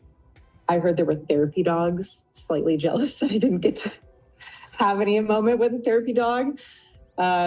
Breakfast. I was really adamant about making sure that we paid for your flights for your spouses to be there. That was something on my heart. You don't want to grieve alone. No one's supposed to grieve alone. It's not healthy. But I just think it's a beautiful honor that all of these benefits were made for the community to grieve and remember Charlie. And I really hope you took advantage of those in a healthy way when they were provided, because it's meant to be for everyone, for healing. Grief comes in waves. Some days are going to be tougher than others, and that's why you should have had them take time off. That's how I know this shit is bullshit. Because you're trying to say, yeah, we're grieving, but we got emotional support dogs for you. We got breakfast for you, but still work it to the bone, even though you've been fucking traumatized. Come on now, something ain't right. Take it as it comes. And that's why you have your Turning Point family, and just lean on them and lean on other people in your life that you know will help you and pour into you and pray with you to get you through it. I say that though, that if you do need more time to grieve, please continue to use Turning Point USA's network of counselors. We have pastors. I mean, there are so many resources for you. If you do need additional time off, please talk to your director about using paid time off for that. And again, it's not easy, but again, grief is hard. Otherwise, honestly, Turning Point USA and Turning Point Action Yo, seem. I'm sorry. The voice change, the intonation, the inflection in her voice, it is like she's reading off of a script. I'm not gonna hold you. Mhm. As somebody that, like, I'm an entertainer, but I do have a background of doing stage acting and Theater. working on stage in theater and things like that. And inflection matters because it creates the impact of what it is that you're saying. And it's like she's reading something that says, show grief here, show excitement here. Because the way that she went from grief is really hard. But Turning Point USA, we're doing all of these great things. It's very bizarre. It's a bad acting job is what I'm trying to say. That's what my spidey senses are picking up on. I don't believe this. Ahead, you guys, Charlie would want us to get back to work, and that's what we're doing, and that's what we did with the memorial. And I'm so honored and proud of each and every one of you, because that's what we're going to do in his honor and in his name. We have so much to do, which is exciting. Charlie in heaven is like, you guys thought you had a busy schedule, then just you wait. And he's doing some awesome things. I'm with you, Candace. Candace said, bitch, what? Candace said, oh, you thought you had a heavy workload when I was alive. wait till I die. What?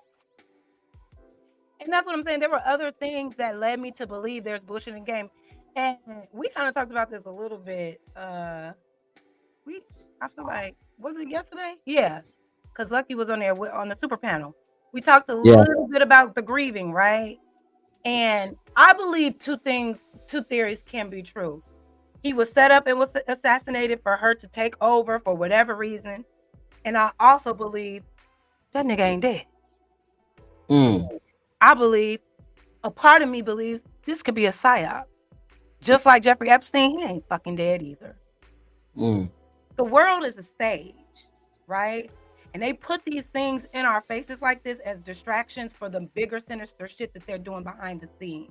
And I think that is what's driving Candace, because she's looking at what's happening and seeing the actions being played out, and it doesn't make sense. It doesn't align with the severity of the situation. So I can't wait till more exposure comes out, because just, he was assassinated and this is all normal. No, nobody's buying it. Yeah, everything around it. And I'm gonna just say this one last thing. When she was speaking on one of those, big moments of her having, speaking engagements, she used the language one time that said, and once my husband was killed. She said once, not and when my husband was killed. There's a big difference of saying once and when. Once is I anticipated this. Once is I'm expecting this, because it's like, so once this happened, then this will happen. But when something happens, we don't know what's going to happen after this. So I'm lit. That's why I just sat back and I'm watching this bitch. Her coming out with them tight ass pants and hugging, what's his name, head all like that. Like, I'm like, nah, some ain't right. And let's finish this, because I want to get into the video of her demeanor as well on camera. Okay. But what did you want to say? I'm sorry to cut you off. I forgot. Oh, my bad. I'm sorry. You know me. It's all good. I'll be blazing too. Don't worry about it. to Jesus in heaven right now, but there's so much work to be done. I mean, since his assassination, we have 100,000 chapter requests. We have 300,000 new donors.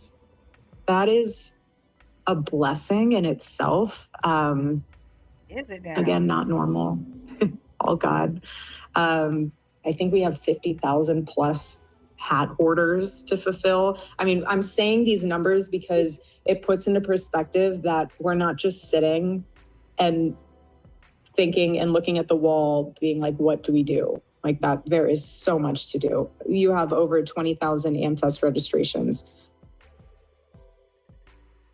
There's a lot happening there, and none of it is what I would be expecting to happen there. So basically what the employees said to me was that they got onto this call and everyone's exhausted, everyone's been working, and they pull off this massive memorial. And then there's kind of this approach where it's like, well, if you guys need paid time off, like Charlie's in heaven dancing, wanting you to work harder. He's just up there like, you better work, but you can use the paid time off that you have. I'm sorry, she be cracking me up sometimes because I love sarcasm and she has it down pat. And she said Charlie's up there dancing around like, keep working. Exactly, Candace. Clock all this shit. Oh, fuck. Oh, I don't know what I just did. Hold on. They got... What? Okay, whatever. What? Stop. Sorry. What is going on? They got onto this call and everyone's exhausted, everyone's been working, and they pull off this massive memorial. And then there's kind of this approach where it's like, well, if you guys need paid time off, like Charlie's in heaven dancing, wanting you to work harder. He's just up there like, you better work, but you can use the paid time off that you have earned, by the way, if you need to grieve more. But imagine you're the employee and you're like, okay, well, this is his wife saying this. So am I weird? Would I be like, I would be pretty weird if I needed to take time off and his wife is saying she's full steam ahead. That's the mentality that they had. Like, how are we supposed, like, are we weird for wanting to grieve? Is that not the vibe? How can we take paid time off when Erika, his wife, is saying full steam ahead? You should find it weird as the employees to say, why is she telling us to keep working full steam ahead after her husband has just been assassinated? That should have been a weird thing. Not, am I weird for taking time off? I would have been like, why are you not taking no time off, babe? You don't need no time? But at the day, I remember the day that he did die, like the next day, she was adamant about not letting his legacy die. And that Turning Point USA was his like main focus. It's all like real strange. It's like performative is the word. Yeah, the performative. There you go.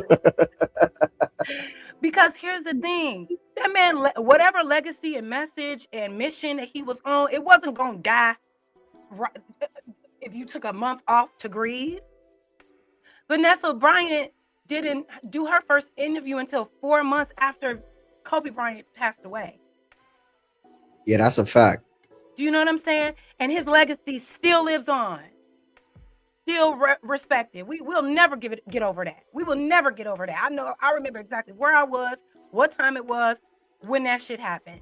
That was impactful. And the way she moved after she started doing it, we'll get into it. We'll get into it. Let me keep going. We'll get there.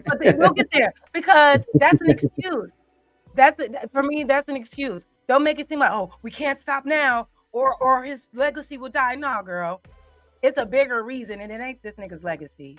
That's a cop-out. It's very strange. It is even kind of using this idea of Charlie being in heaven, looking down, and the laughter.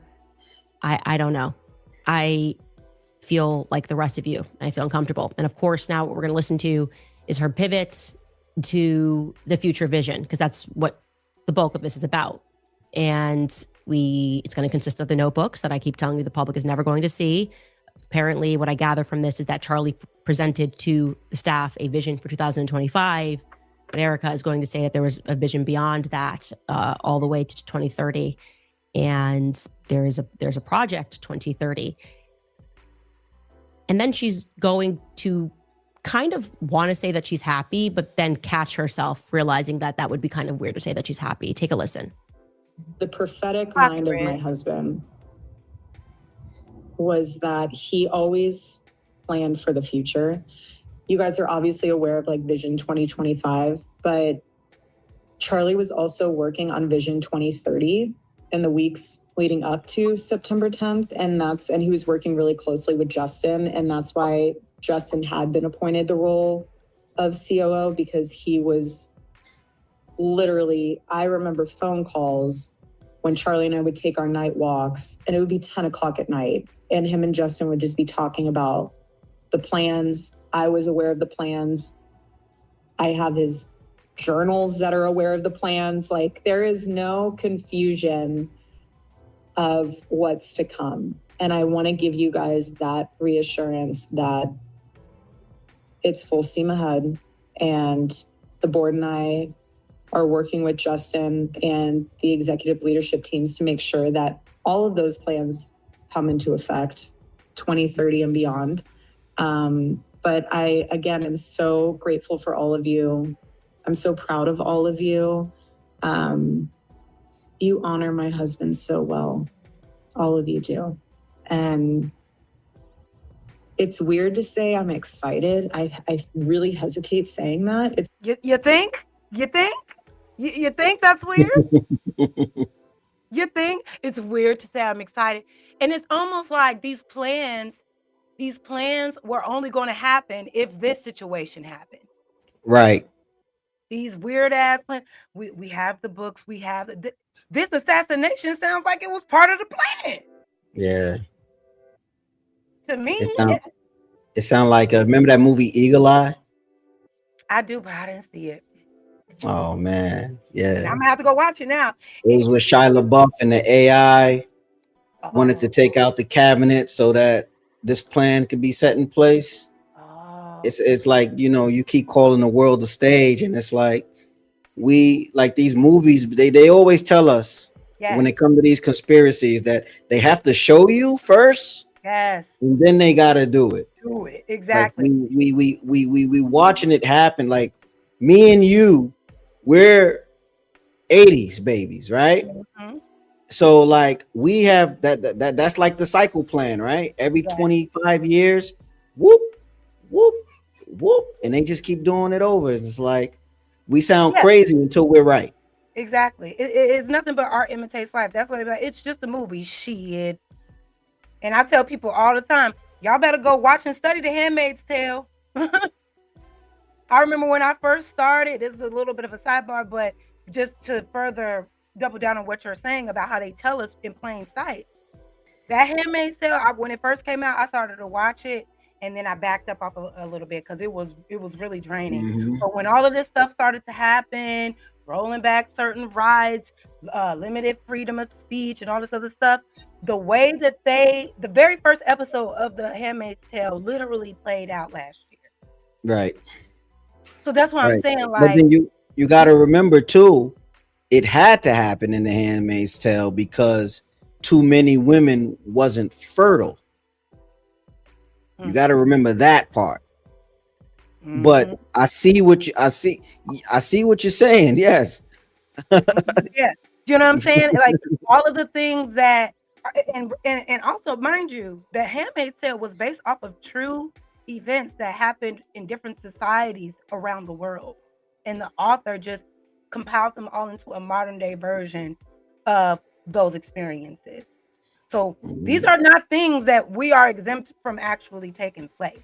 So that's why we need to be paying attention and stop believing everything that, like, when these big things happen, we have to dig deeper instead of just allow it, believe in what's at face value.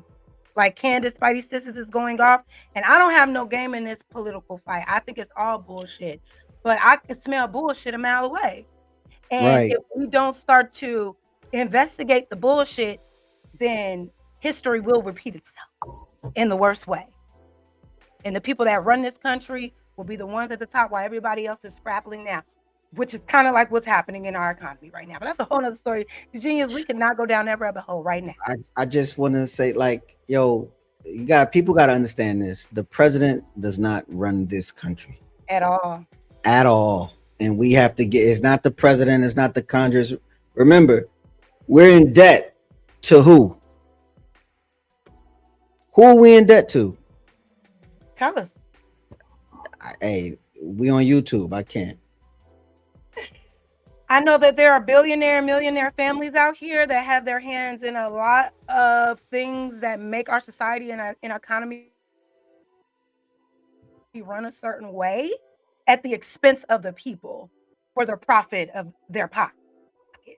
And until we all get on one accord and understand that it's not a black person versus a white person thing, and it's civilians against the system, we're going to always be caught in this loophole bullshit. Yeah. That's what I want to get people. Y'all over here fighting the left versus right and liberal versus conservative. They're all sitting at the top smoking a cigar laughing at y'all. Because we all out here fighting the same fucking fight. ICE is out here ICE is not out here picking and choosing right now. They coming after everybody. Okay? But I'm gonna wait to expound on that because I got plans for a video on that. I got you. But you know what I'm saying? Like, we're being played, and we always have been. You know, and I like when Candace goes into her bag of we're getting played, and I'm about to prove it. I fuck with this kind of Candace. It's really hard for me to say that.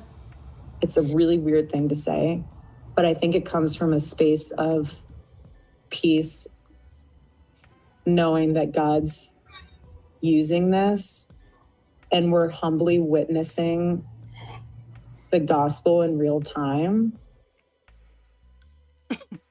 Imagine being able to build an app with your name on it just by thinking about it. Meet Base 44. I don't know what to say. She doesn't want to say she's happy. I don't want to say I'm happy, but where it comes from, let me explain the happiness I feel. It comes from peace, because we're witnessing the gospel in real time. All of this makes my skin crawl. It genuinely makes my skin crawl. I'm going to go ahead and say that. You can go find your commentator who's going to tell you everybody grieves differently. Nope, that is less than 2 weeks after Charlie was publicly assassinated. That doesn't feel right to me. It doesn't feel right to, I would say, the majority of people, or that doesn't feel right. Knowing that they're joyous at dinners. And again, this is when people who did not know Charlie could not stop crying and were sending me emails, who've never met Charlie, who didn't even know what Turning Point USA was, because they watched his assassination, could not stop crying and pull themselves together. That is not the emotion that we're getting there. Like I said, the entire call is upbeat, and the portions where we are even speaking about grief, it feels like an obligation. Like, you know, you got the dogs, and what Charlie wants is for you to work now. And that is how the employees that I've spoken to who were on that call, that's how they felt. My assumption, by the way, why I'm addressing this now is because my assumption, watching everything that's gone on, my assumption was that she really was trying to figure things out. I assumed in the silence, right? She wasn't doing interviews then. I assumed she couldn't get out of bed. I assumed that she couldn't pick her head up. And I felt that people were being unfair in judging outfits and in judging whether or not they liked how her hair was done. I said, okay, she's speaking at we expect her to speak at the memorial event. I felt the public was being unfair.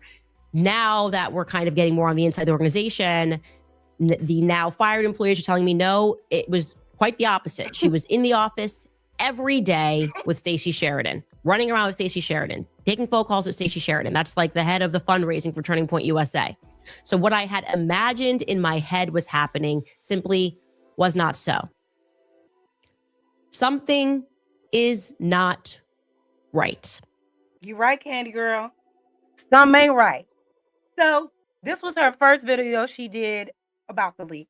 She dropped another video that we're going to play, and this one is kind of like a part two to kind of like a part two to the call being leaked. And now this one is with what's her name? Erika Kirk, actually on camera. You see her face now, you see her mannerisms, you see her demeanor, all of the things, right? doesn't help the case at all.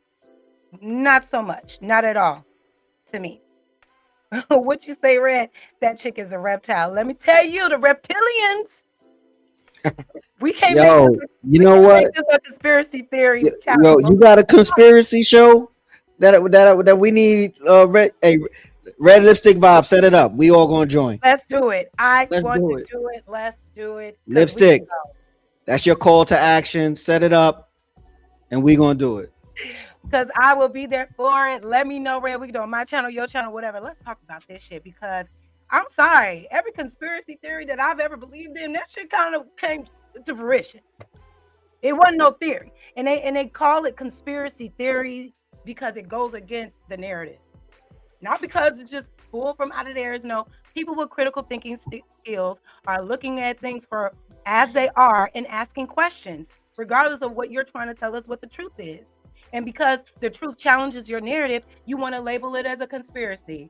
No. Here is the facts, right? Like you touched on earlier. In any murder case, right? Mm-hmm. The body doesn't move.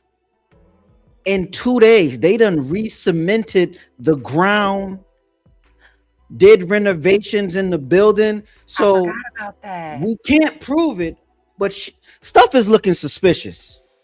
So we got questions. We got questions that need answers. Nothing of a normal assassination happened played out the way that it should. And they tried to, like, did you see how like other podcasters and other people who was close to Charlie tried to spin Candace into, she's profiting off of this? Like, listen. She's asking the questions the people want to know. It'd be 200,000 people watching her live stream. That means people want to know. She's so popping, she don't even read the super chats, and they be sending $500. You feel what I'm saying?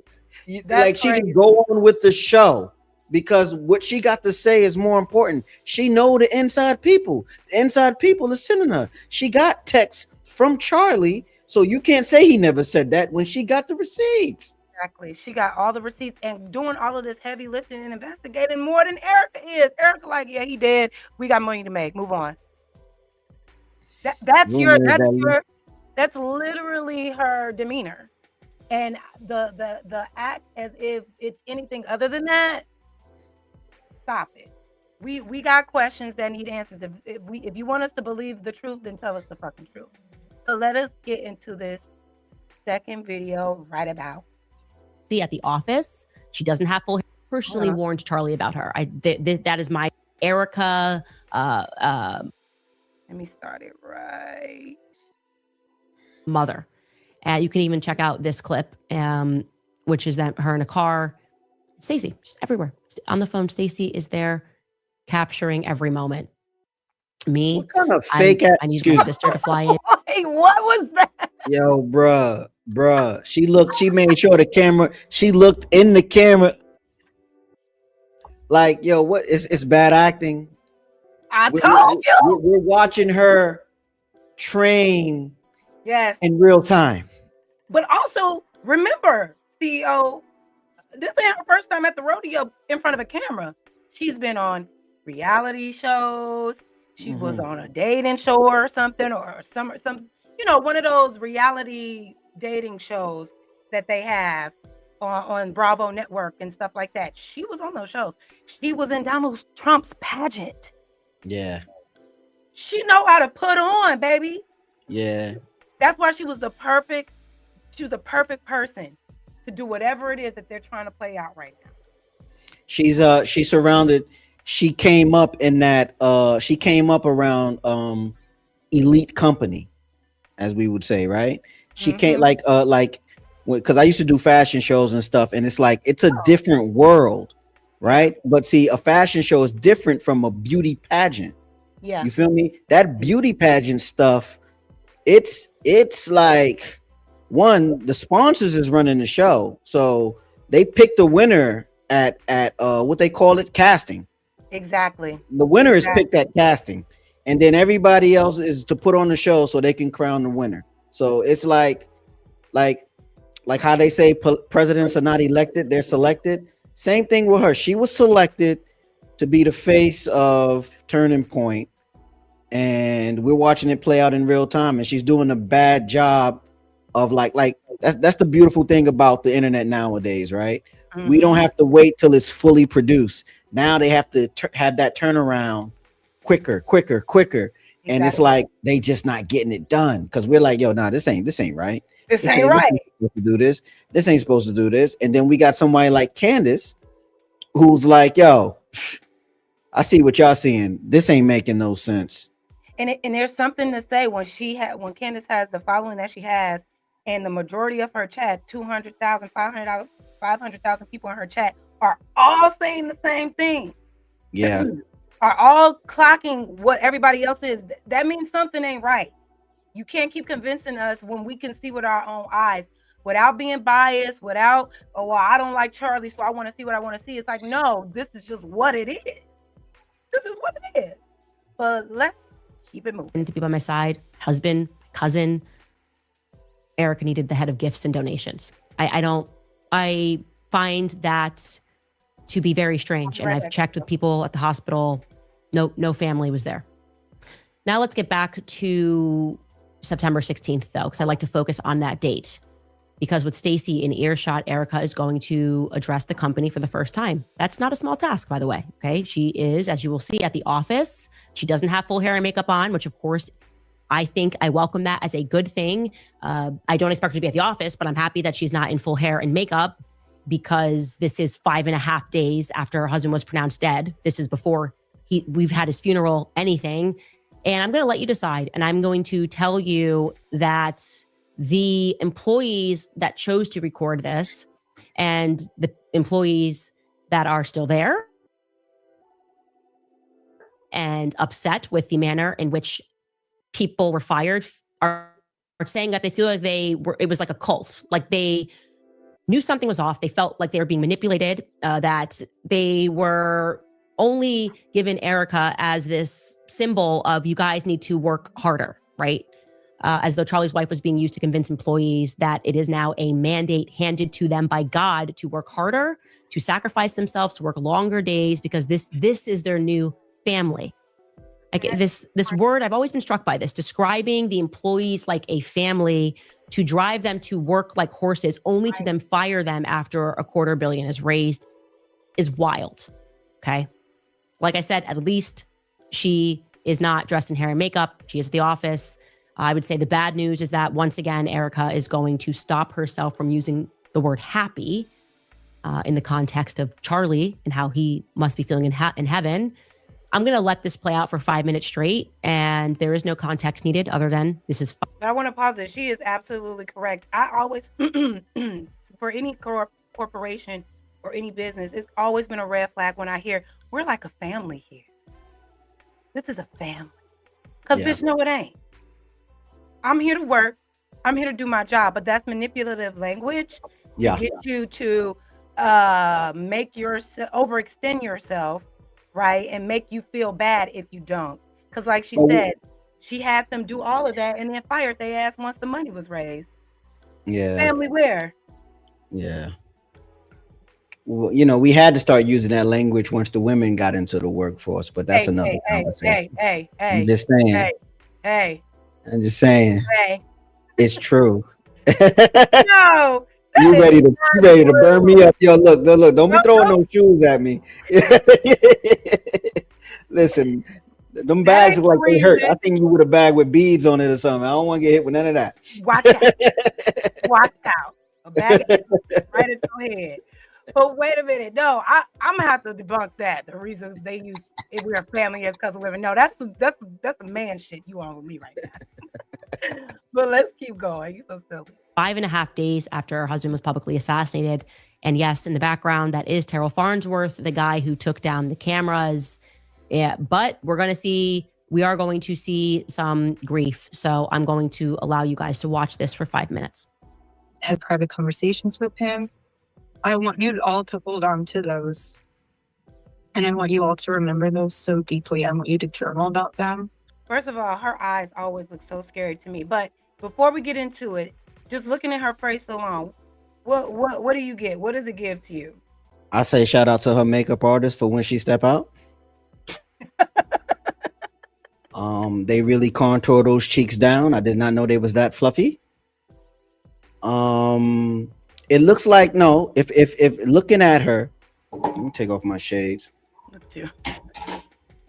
She looked like she's been crying. You see the inflammation in her face. I mean, her hair is not done. Cortisol levels are up. Like you said for the game, cortisol levels are up. But she looks stressed, bro. She looks stressed and burnt out. It looked like she hasn't gotten any rest since her husband passed. So, or what you got? She's acting. Oh, well, you only played 2 seconds. Let's see what's going on. Let's see the performance. Just keep in mind, hair and makeup artists can make you look distraught. That's true. On camera, if you need to. Okay? I'm true. not saying, I'm just saying. Because I do agree. It looks like there's something going on here. Looks like she may have been rubbing her eyes a little bit. She's very, very intentionally disheveled looking. The hair all over. It's almost like you're going to be faced with this call days after you need to look like you've been crying.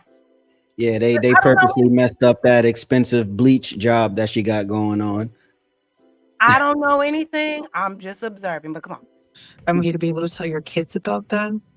I want you to put those in your heart as why you're still here with the Turning Point USA family, because that's what we want.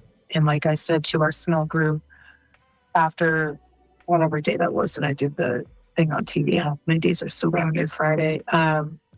I told the team, I said, Turning Point USA will continue like my husband always wanted, and it'll be bigger than ever. And we're going to honor him by doing that. We're going to stay humble. We're going to work hard because that's what he would want. And we're going to just make it grow. And we're going to keep our eyes fixed on heaven. And, you know, like even Stacey said, he's going to find ways to speak to us. Like you said, Red, we need to do some investigating on this Stacey lady. Red lipstick. Let's start it. Because who is this lady? And he's going to speak to you in different ways. Every person's going to be different, but you'll get little moments where you're like, okay, Charlie, I see you. It might be here on campus.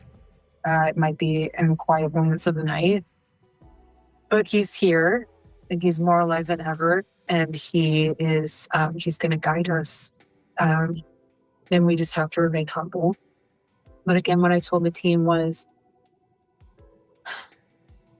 I will fight like hell to make sure that all of you have a job here. I don't want anyone to think the job's in jeopardy, because your family, if you choose to leave, that's different. I never will, and I promise you, I will make sure that I never allow a point to where you have to leave because we cannot financially afford you. You saw when she downloaded the script. You saw when she looked up. You saw when she looked up and downloaded the script. She looked up and went right into the script. You see what I'm saying? She double checking her bullet points right now. Literally glancing, like you know, my cell phone's right here, right? So it's right out of camera. So it's like she's double checking right now. Let me look down. Don't forget to wipe the eye. But but to the people she's talking to, it's she's just looking down because she's trying to gather her thoughts. And she's like, you know, she's just grieving. She's trying to get together. No, she's on bullshit. She's on bullshit right now. It's so, oh my God. That is a promise. I want our family to stay together. Calling them family. This is manipulation. Crying, I want you to keep your job. But wait, I think Red already said it. Then fired them. Red, pull up. That's the link. Pull up. Oh yeah, Red, baby. If you want to pull up, Shotty. Yeah. The second link, the first link is the Cash App. The second link is the stream. Pull up. If you're available, I would love that. But ask a brother. Pull up. We see you, brother. Pull up. Pull up. Yeah, I would love to hear what you got to say. I would love That's a professional opinion. We need to. That is a refined, professional, elevated opinion of decorum. Yes, ask a brother. Right. Come on through with your, you know, he's never gonna yell. He's gonna talk like this. He's gonna give you his perspective in a very calm way. We want to hear it.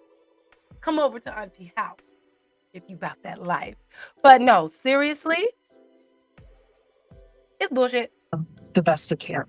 Obviously, circumstances, you know, there's unforeseen things that might pop up here and there that we can't foresee in the future. But for right now, the way things are, I would like to remain if they are status quo. And I think that's the best thing to do. And everything else tissue wiping, no tears. We can worry about later. But I just want to let you know that you guys are all very loved. I'm very proud of you. And Charlie would be, period. I mean, I think Charlie's just,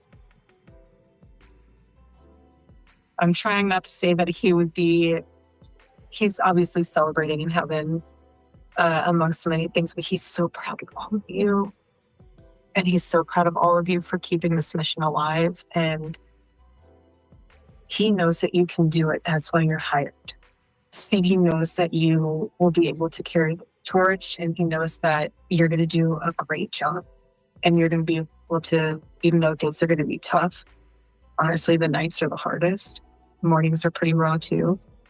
But once just what I've noticed these past several days is if I didn't have the family, the Turning Point USA family with me, all of you, I would be a disaster. I mean, I would be in fetal position 24/7. But the fact that we have a continued mission to look forward to and we have our family, it's everything.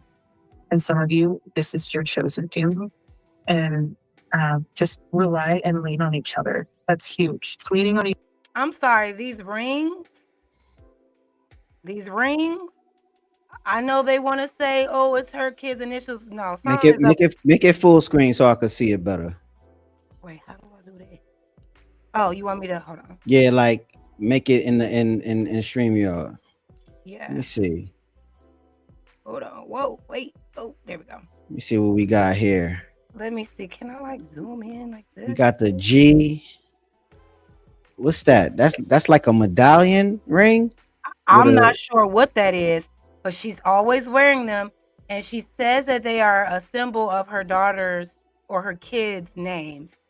But I just find the style, the colors very interesting, just to be symbolizing names. There's more to these rings. They are symbolizing something. And the constant flashing of it while she's wiping her eyes, I'm sorry, that says something. Yeah, it's a lot of symbolism going on there. There's a lot of symbolism going on. Crazy. I can't not see it. Like, I can't not see it. I'm paying attention. It's just like, girl, I call bullshit. Each other is huge because all of you were together prior to this and we'll be together after this. And everything, and I told Justin it's going to be something where everything before September 10th, any we're working on, any project you were working on, it's not that it's irrelevant now. It's just things have changed, obviously. And the mission has gotten deeper and the mission will grow deeper. But like, I just want all of you to know, we will be wise stewards. We will be vigilant. We will be humble. And I just want you to know that, again, I'm with you. I'm here. I'm not going anywhere. And we're going to make sure that we honor my husband so well that this whole world knows what his vision was and will be. And it's just, I feel so blessed and honored. She not even wiping tears, bro. I was just about to say that. No tears and no snot. Look at Candace's face. Candace said, bitch, please.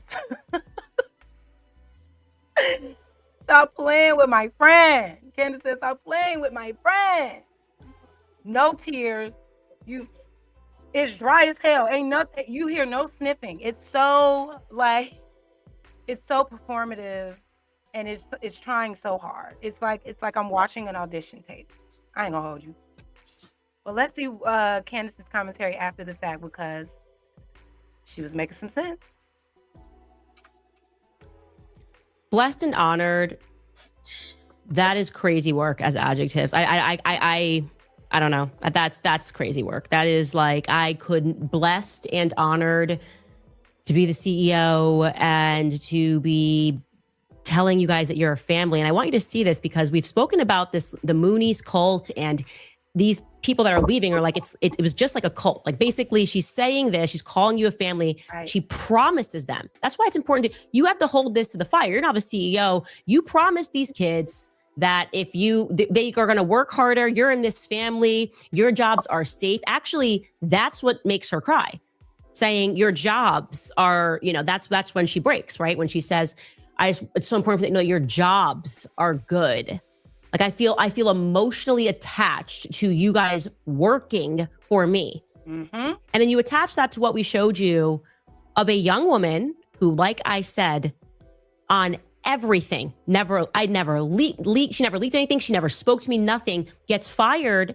And for asking a simple question, like literally, why am I fired? We've been working like 25 hours, just get out. There's security there. That's it. We're moving in a different direction. That is not okay. Oh my God. You're not allowed to say everybody grieves differently, so I don't have to answer any questions about that. And guys, we're going to bring in the beginning too, because I want you to watch the beginning of this so you can see the full thing, because we don't need to strip anything. Because she starts by laughing, which I find to be interesting. But I do want to let you know that we are having some buffering issues. We still have major blackouts in Nashville. So we're doing our best here. If you have some connectivity issues, just know that that's the reason why. Here's the beginning of that call. Yep, there you go. Oh, look at all the thumbs up. Look how cute that is. Sorry, this is a little bit more informal than probably Charlie would be reacting. How sweet. I didn't know they could do that. That was a lot right there. Sorry, this is a little more informal than how Charlie would be reacting.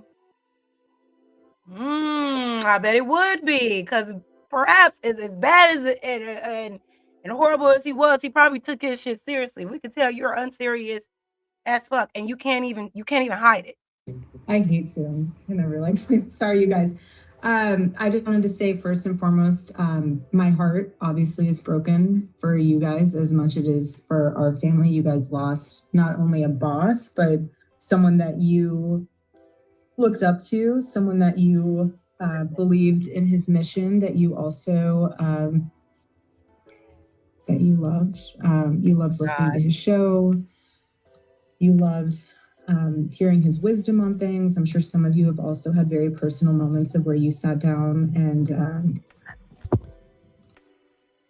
so that's the beginning, just so you have that in its full context. Now, like I said, this is something. It's definitely something. It feels to me a bit like a psychological phenomenon known as trauma bonding, right? They had just suffered a very real trauma. That's not a trauma that most people go through in their entire lives. You're signed up for a company. Charlie Kirk is leader of that company. You sign up, majority of these people, to work for this organization because they believe in Charlie Kirk. They believe in what he is doing on college campuses. And then you watch him get live assassinated. And now management is going to try to establish your loyalty using all sorts of tactics. But essentially what they're creating here is an emotional dependence, right? We are a family. We have lived through this. This is a family. And exactly, Candace. That very well may not have been Erika's intent. But hearing her sound like she's about to cry when she discusses specifically them keeping their jobs, not Charlie, but Charlie having been assassinated in front of the world, but the prospect of their employment, we do not have to imagine if she meant that sincerely, because she didn't. She did not mean that sincerely. After working them all like horses, wrapping them in this way, she's going to fire a boatload of them without cause or even conversation. That's actually traumatic. See it from the employee's viewpoint. For those of you wondering, they just must feel like they just got punched in the face. You had to watch him die. Then you get brought in on this emotional, we're a family, I never would do this. And it's like, get out. Don't let the door hit you on the way back. Yeah, we raised $250 million. You're not even going to get a bonus. And we're going to keep letting this play out because you are going to hear her actually be the first person to say an expression that has been used a lot. She's going to remind people that everybody grieves differently. 5.5 days after Charlie was announced dead at the hospital. Take a listen. Allegedly. And we will do our best to continue to make Turning Point USA the behemoth that he wanted it to be, this massive thing. And it is. And that's why we have to stay humble. But, I just want you guys to stay in prayer. And if you guys do need anything, please reach out to whoever you know to reach out to. And pray with one another, be there with one another, be soft with one another. Everyone grieves differently. So if someone's acting weird, don't read into that. Weddings and funerals bring out the weirdest side in people. Just anyone who's been married knows that. So don't read into that. Just love on each other. And if there's anything or anyone who tries to divide your team or you, or that's just the enemy, and just rebuke it and know that there's a bigger mission at hand. And again, you guys are all very loved. So basically, if anyone questions you about anything that's going on, rebuke them. Don't entertain it. Don't engage. Disengage immediately. Damn them to hell. Why? She like, that's code for remember that NDA. That's all that is. Fuck around and find out if you want. Right. Right. Yo, that's they raised the $250,000 tax free. Money. $250,000 and you fired all them people and couldn't give them a nice hefty severance. Nasty work. And I feel very honored, and I'm grateful for all of you. So I just wanted to take some time to hop on and share with you my condolences. I wish I could help all of you, but again, the fact that there's a lot of them in the office on today, the fact that a lot of you guys are here in office, that's what he would. It's the mission. He doesn't want you to just be sitting on the couch alone in your room. He wants you to, obviously, we will all mourn, but he would want you to build. And so that's what we'll do. We'll have the sword in one hand, and we'll have the hammer in the other. We're just going to build. Okay? I love you all. No. Deep breaths. Usha, I just wanted to share this with you all. I am acting. I don't think she was supposed to say deep breaths out loud. I think that was what did I tell you earlier? When you're acting, when it comes to certain words and certain phrases, you make a note of how you want to inflect your voice for the impact of what you're saying, right? It'll say, slow it down here, raise your voice here, lower it here, take a breath here. She just did that in real time. I think they call that a beat. Exactly. Asked her when we were on the tarmac. I said, I don't know how to get through this. And she said, when you're on an airplane, and some of you have kids will really relate to this. Others that don't, you've been on a plane with kids, so you can also relate to this. But she said, when you're on an airplane and you're 15 minutes before landing and the kids are going crazy and you have 15 minutes left on the plane and they're throwing their toys and they're screaming and you're thinking to yourself, am I going to make it through these next 15 minutes? And then the plane lands. And Usha said, you're going to make it through those next 15 minutes. And the next 15 minutes. And so I just want to share that with you because it was a very private moment. But it gave me some peace to know that we can just do this 15 minutes at a time. So if that means at work when you're feeling a little bit, stop, take those 15 minutes, and you'll be okay. We're all going to be okay. I love you guys. Have a great meeting. Is there anything else to do? It's good. You guys are loved.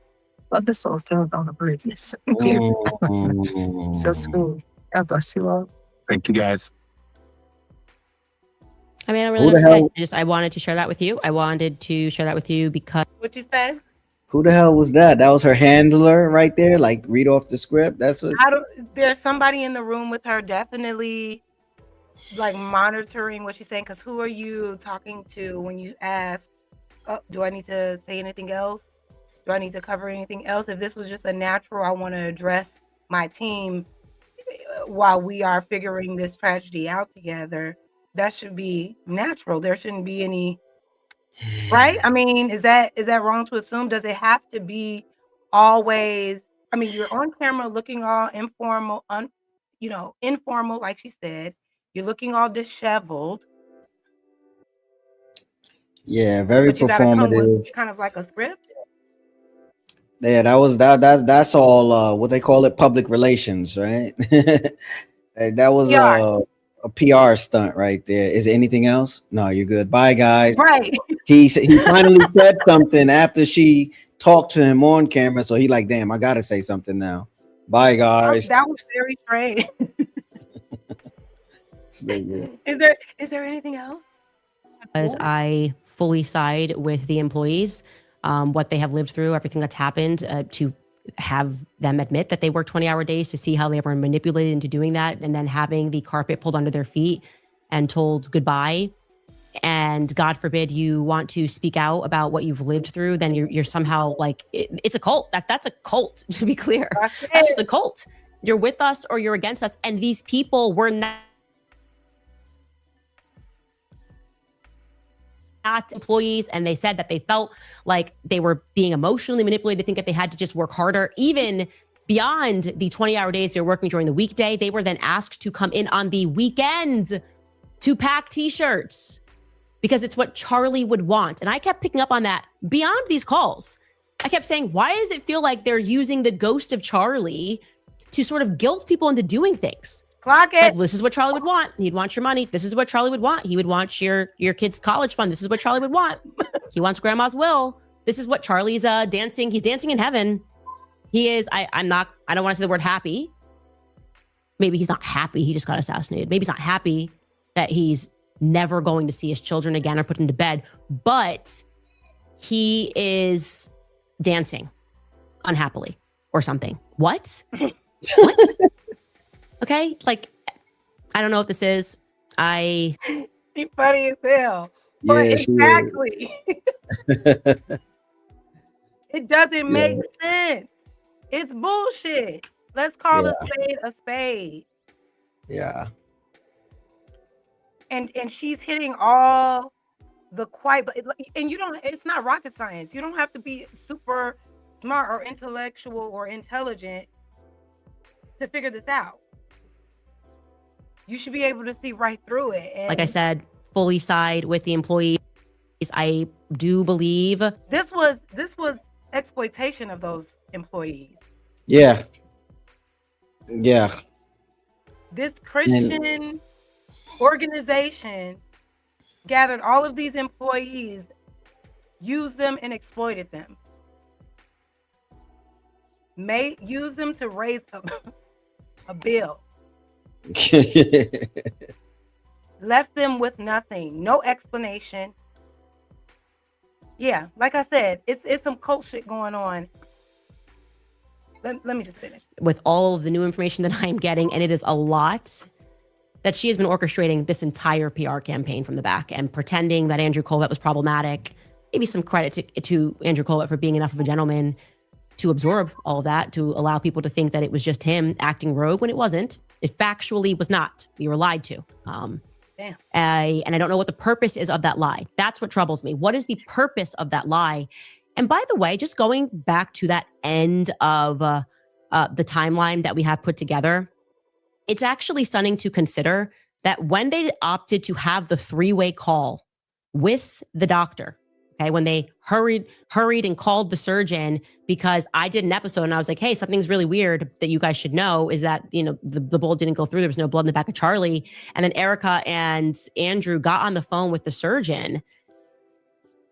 That was on the day of Charlie's actual funeral mass. Like, that was a priority for them to have something to issue as a statement onto X to try to explain away why a 30-06 didn't go through. Like, that doesn't seem like the proper day for that, but that's when it happened.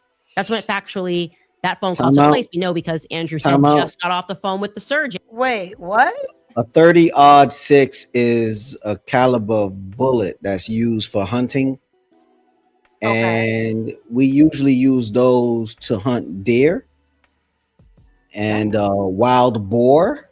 So the fact that she knew that caliber and it didn't go through this soft, squishy tissue of a neck, very strange. Very strange. Hold on. No, I don't Even believe if it would have, even if it would have hit, I don't believe even it's if, that now. even if it would have hit the bone, it would have went through. Cause there wasn't even any like back, like what they call it, like the splatter, the back splatter. Yeah. Like when there's a bullet that goes through. There's usually like a splatter. You didn't see that. Yeah, that's why it was a lot of conspiracy videos saying that was an exit wound that we saw. Something pushed out through the other way. Because an entry wound is not going to give you that, what we saw. What we saw would have been an exit wound. That's why people were saying he was shot from the other side, which only camera that would have caught that would have been the one that was removed from behind him. And we still ain't see that footage.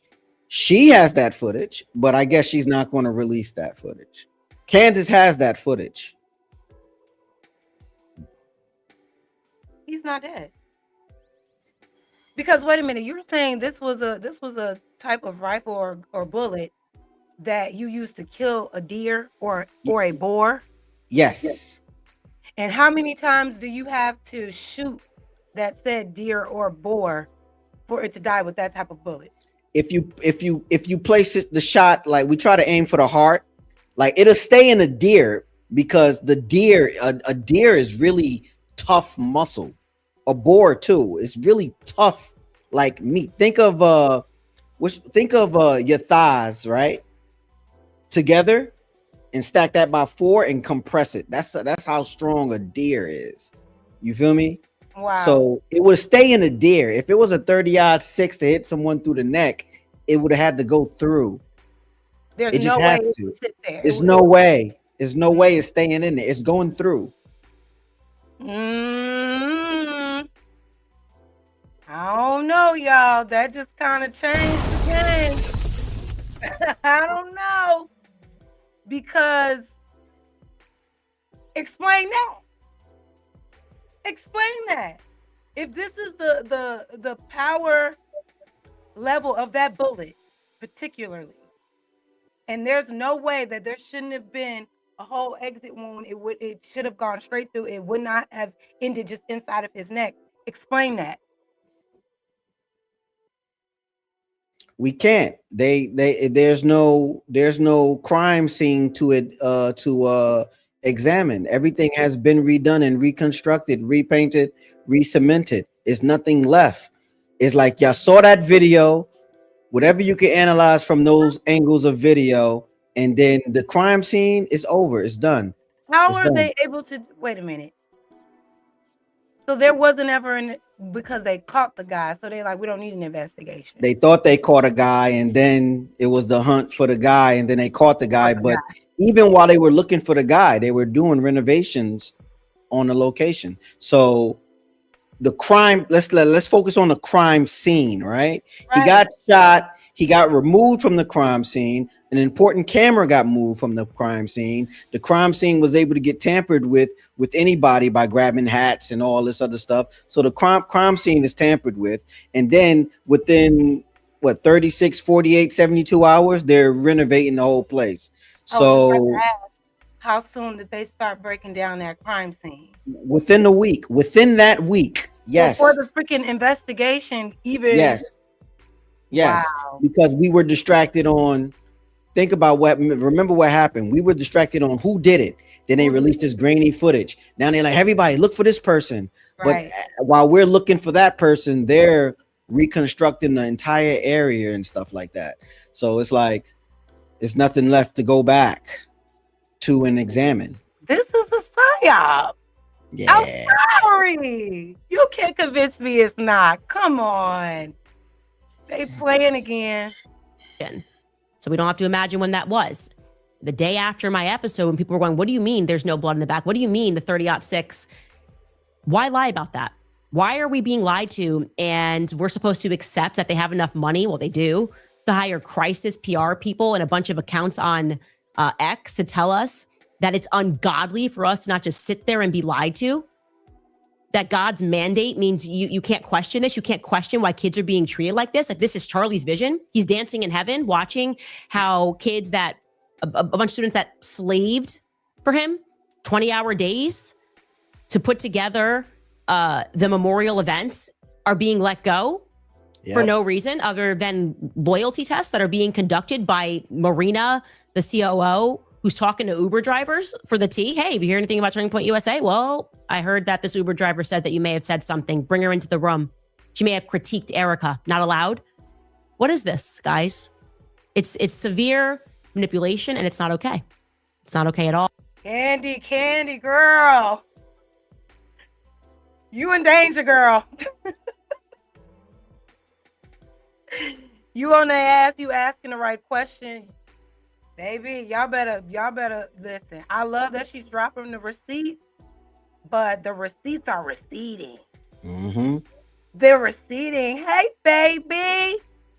Hi, Fantasy, beautiful girl. Thank you for being here, mama. Listen. Listen. She in danger, girl.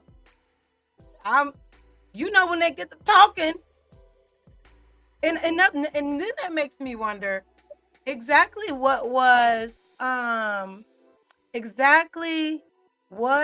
said at this so-called meeting that she had with Erika.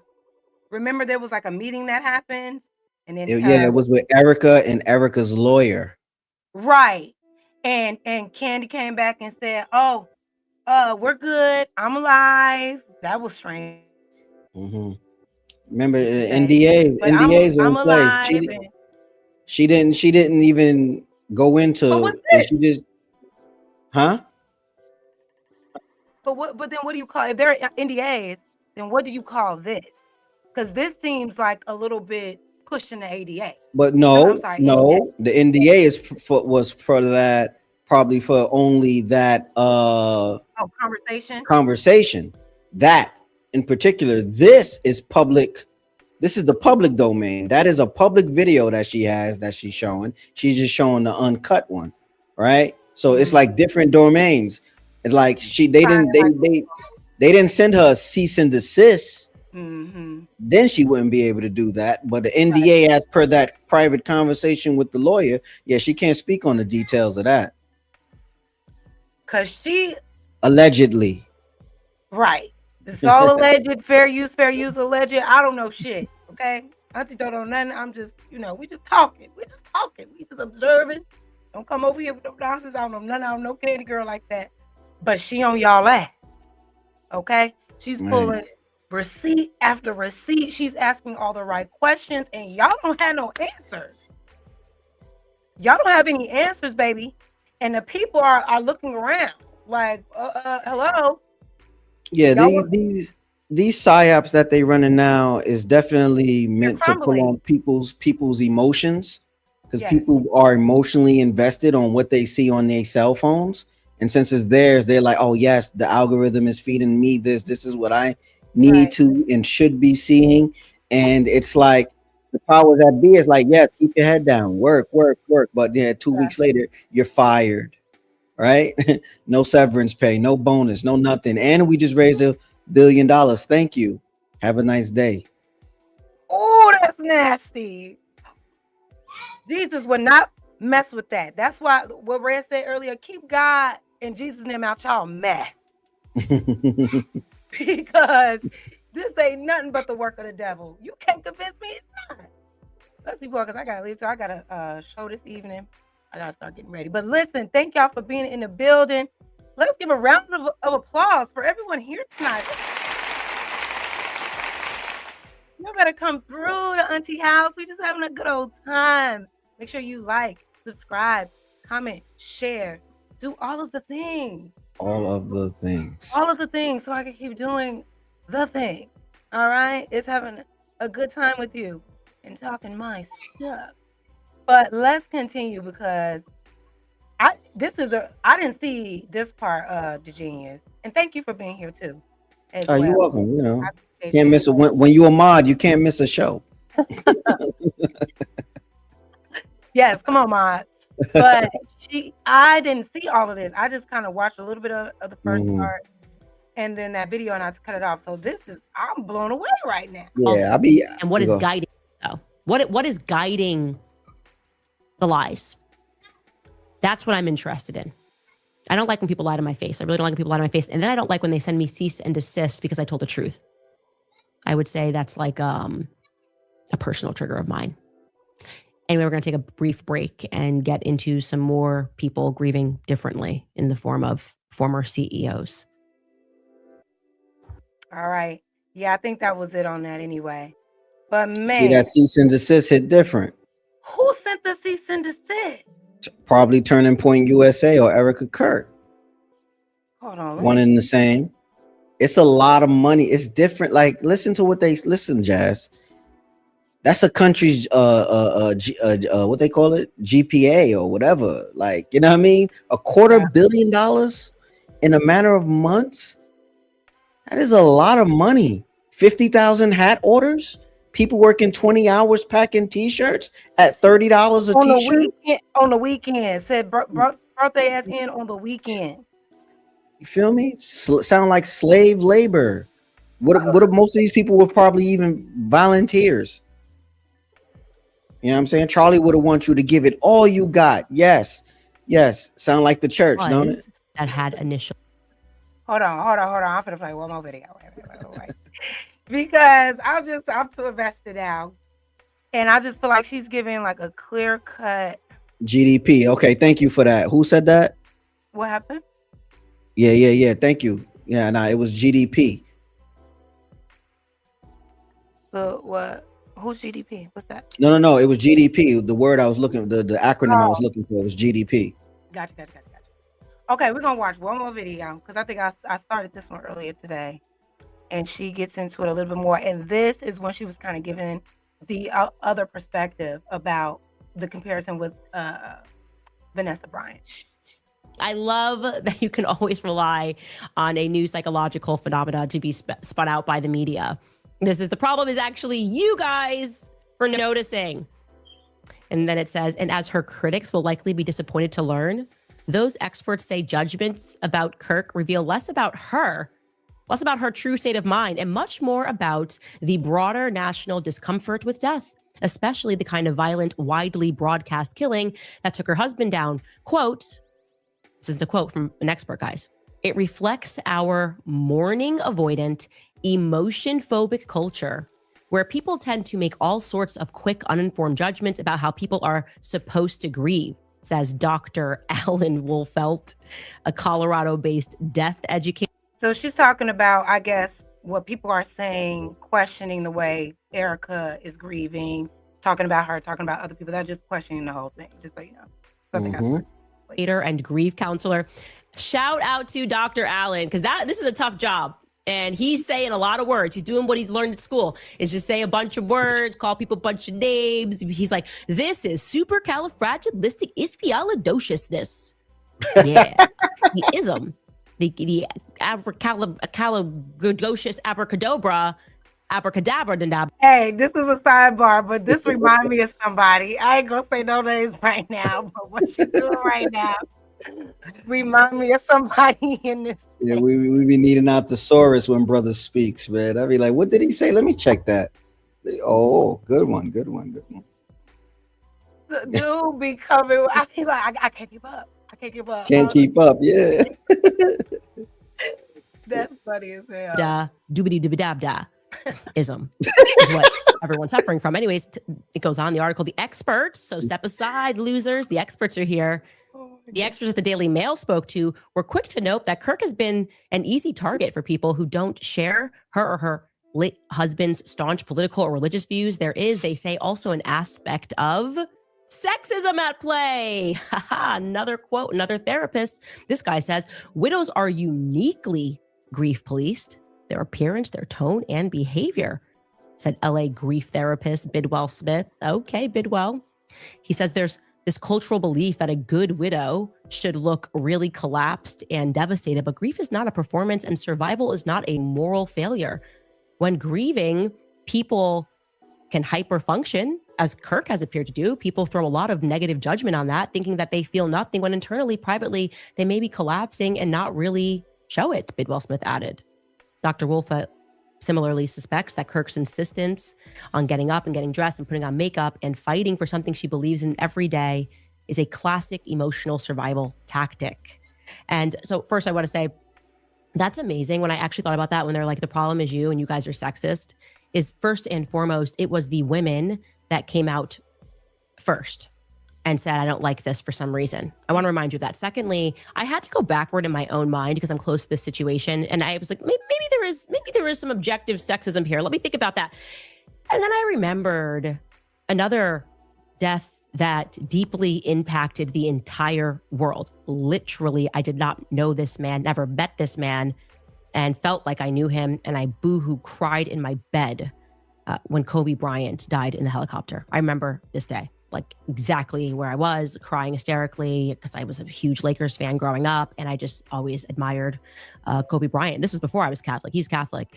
And I never for a single second do I remember the conversation being about his wife being inappropriate. In fact, there was a memorial. It didn't happen 11 days later. It happened a month later. And it was, there were no fireworks, there were no pyrotechnics. There were, she was, we was all mourning.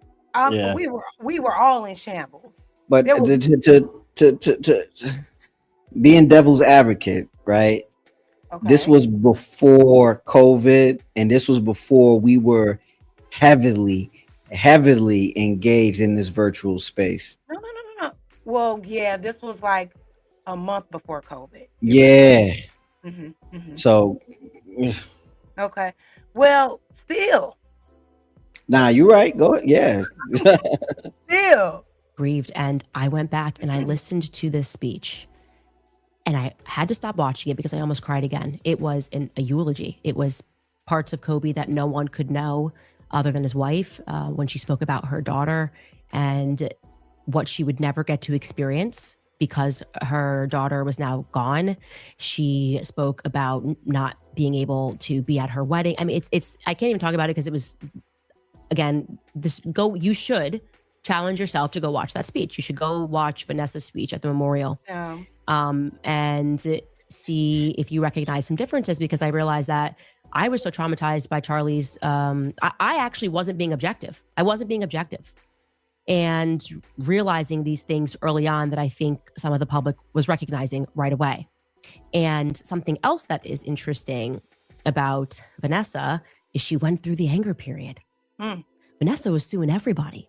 She was suing people who released the photos. She was suing the helicopter company, even though I remember that. You remember that? Yeah, I remember that. She was not having it. She was on everybody's ass, releasing photos. She's right about that.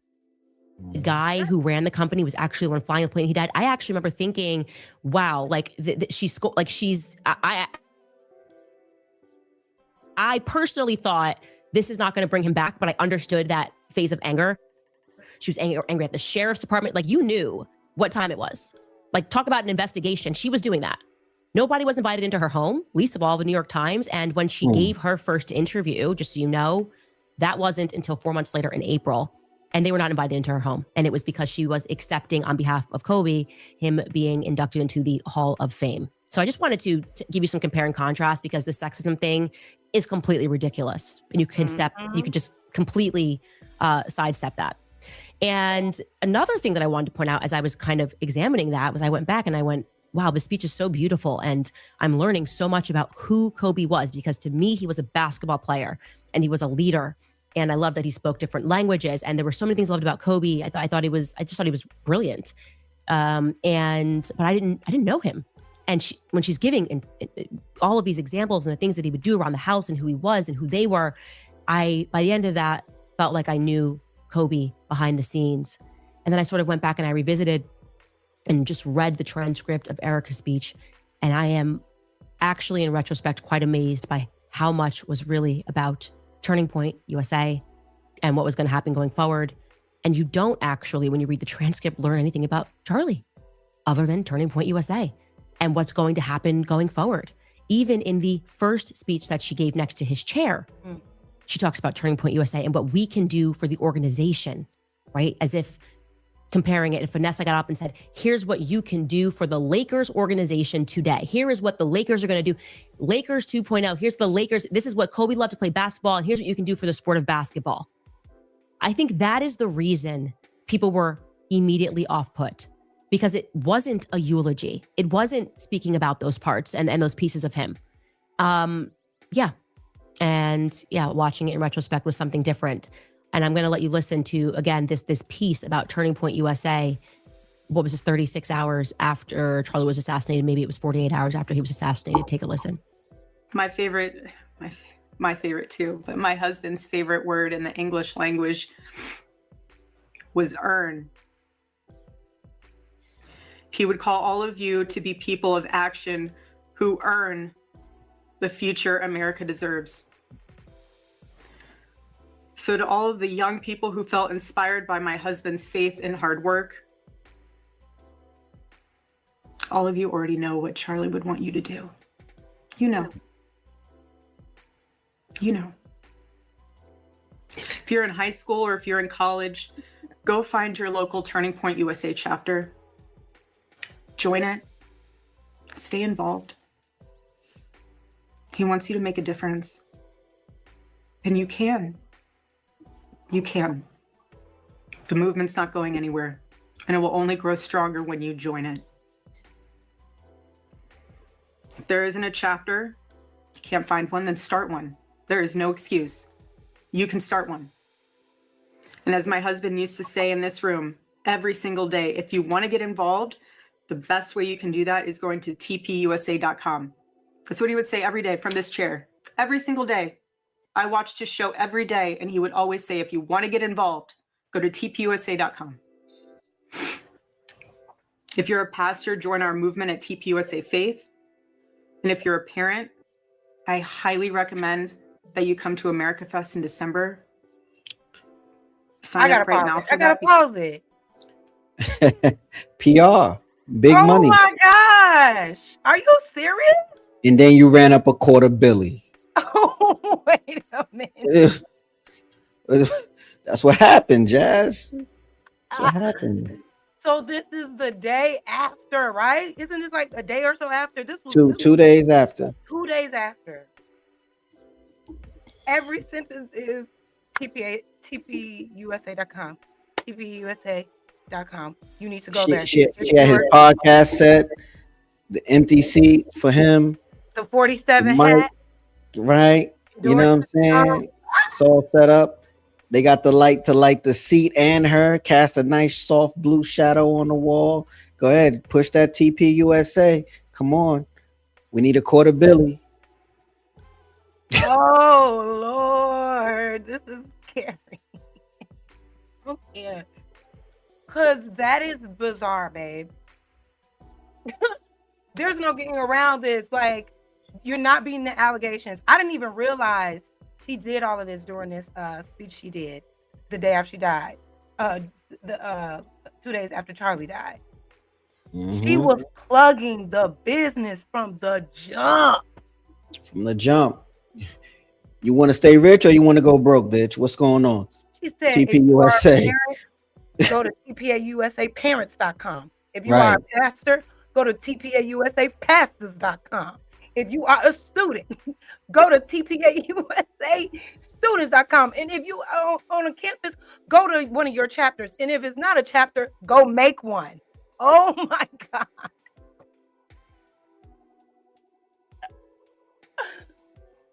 If y'all still believe in this lady, if y'all still believe that this shit is normal, what they're doing and what she's saying, I don't know what I don't know what else to say. Dr. Umar got us still waiting on the school. we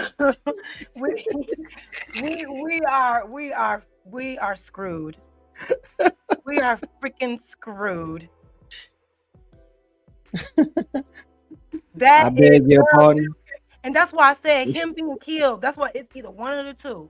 He was a casualty of whatever they got going on, or he's in on it and he's somewhere in a bunker chilling while they raking in the money. For whatever reason. Man, TPAUSA.com. Because we would love to see you. I would love to see you. Charlie would. He'll be there. He'll be there in spirit. That's 3 web addresses. Right. here's how you can sign up, here's what you can do. And I now, in retrospect, Exactly. I don't know. I'm at a loss for words. And then it's the same thing with the speech. It's a lot about Turning Point USA and Turning Point USA as if that's just who he was. Like there was no person other than a business. And I'm telling you that because I now want to pivot into telling you, I think, kind of a scary story heading into the weekend. A little terrifying story. Maybe because I'm a little biased here. Okay, Catholic. And this just disturbs me a little bit more. And I promise, I'm wearing this sweatshirt. I told the priest I would chill. We had somebody message us and say, you should be making these sweatshirts. And it's real. I do actually, like, I'm being always sincere when I say that. But this is a story that involves a priest. And I promise after this, I'm going to chill for the weekend because I think this story is so crazy. I need time to process it because, again, it involves Catholics and we're up. Sorry, guys. It brings me no pleasure to report. So Catholics, if you're watching, take a listen. I got an email from a woman, a Catholic woman, back in October, and the email did not sit right with me spiritually. There's a lot going on, though. I was obviously in survival mode mentally. I flagged the email. I filed it away in this inbox that I need to address this later. It's important. And I then decided to revisit it and to respond to the woman and to process what it was that had initially disturbed me. Now I'm going to read you this email, and I am going to protect information of people today. I'm not going to be giving out any names because it doesn't actually change the story any. This person wrote, "Dear Candace, firstly, thank you and may God bless you and protect you for everything that you do. I pray for you every day, and I thank God for you bringing the light of truth and Christ to this world. I attended the memorial, and I ended up sitting next to Father Blank. He was actually the priest that flew with Erika to Utah. He was with her when they called her that he did not make it, prayed over him. She actually asked him to pray the rosary there at the hospital, and he said the homily at the private funeral the Friday before the memorial. Now, in hindsight, it is strange to me that he was just put in the crowd at the memorial, but then again, he may have wanted that. I was at the memorial having zero personal or prior involvement or engagement with Turning Point USA or anyone from there, and I ended up sitting next to Father Blank and then with Erika at Mass the next day. I truly believe it is complete divine intervention. I prayed at the time and each day after exactly this. God, I see and feel you are leading me. I know there is a purpose. I don't know what it is or where you are taking me, but I'm following with complete surrender and faith to your holy will. I'll try to best email this with the relevant details, and I think that it may help. I was watching your podcast as I'm finishing up work, and I had to pause it when you played Alex Clark's interview because it honestly made my stomach hurt how untruthful what they were saying was. And I felt strong conviction to write you. I've never emailed a person I don't know in my life, but I'm following this conviction. I spent a good 8 hours sitting with Father Blank. I'm shy generally and was sitting with empty seats around me in the third row from the stage. So when I saw the priest walking by and looking like he didn't know where he was going, I said, "Hi, Father, I'm also Catholic. If you need a seat, this one's empty." Whether he wanted to or not, he sat down. He seemed like a holy priest, soft-spoken, but so sincere and genuine. He prayed in silence throughout and would smile and say, "Charlie wouldn't believe this," looking around the stadium. It was like he was going through a roller coaster of emotions right there. He shared stories of Charlie attending Mass and him spending a lot of time with Erika and Charlie. As Erika was talking on stage, Father held his hands towards her, was praying over her for protection and strength, tears going down his face from his stories and messages from Charlie that he showed me. It seemed like he was probably the closest person in that room to Charlie and to Erika, yet he was sitting with me like any other guest. Like I said, in hindsight, it just feels so off still. At some point during one of our conversations, we spoke about the daily Mass at his parish because I wanted to go on Monday before I flew back to Chicago. He said, yes, at 8:30 a.m. there would be Mass. To be honest, I wasn't sure if I was going to make it, but then I saw a text from him at 6:30 a.m. saying, "Hope to see you at Mass." I knew it was my sign to just make it work and go. There were about 6 people at the 8:30 a.m. Mass that Monday, the large church of blank. I sat in the first row and I felt God's presence so powerfully the entire Mass that I couldn't stop the tears from flowing. I didn't cry at the memorial, but I wept quietly the entire Mass. Afterward, I stayed to pray a while longer. Lights were starting to turn off, and I looked back and I noticed a tall bodyguard in the back, along with Erika and a middle-aged woman that was sitting by her. At that moment, I went back to prayer and I said, God, if you'd like for her and I to connect or speak, please bring us together. If not, I will pray for her and I'll head out. I did not want to disrupt her, but also I had an intense knowledge of how much God's hand was present throughout the last 2 days. A minute or two later, as I was still in prayer, I had a tap on my shoulder by a woman. I believed it was an assistant. I can't remember what it is she does. She said, would you like to join Erika? Candace, at that moment, I thought, okay, God, I hear you. I've never had so much peace while blindly surrendering to God's will. Maybe I have, but I haven't ever seen it so clearly in action. I hugged Erika. I sat next to her in the last pew, and I just had the most beautiful conversation. She mentioned that Charlie went to Mass with her there, and that Father Don would open the church up for him there often when Charlie just wanted to pray and reflect without being disrupted, and that he was with her the entire time from Arizona to Utah, in the hospital, etc. I have so much I could share on all of the little miracles, but I just want to say that today I felt compelled to send this to you. And so I'm listening to my conviction and sending this, and I am hoping that the Holy Spirit and both of our guardian angels will direct this message as it is intended per God's will. I have to say, I felt more realness from Erika in my exchange with her in that church than from the memorial.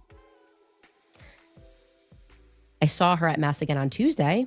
I ended up staying an extra day because I had relics from St. Paul II that my mom wanted to give Erika flown there. I coordinated someone to fly it to me, and then I gave it to her.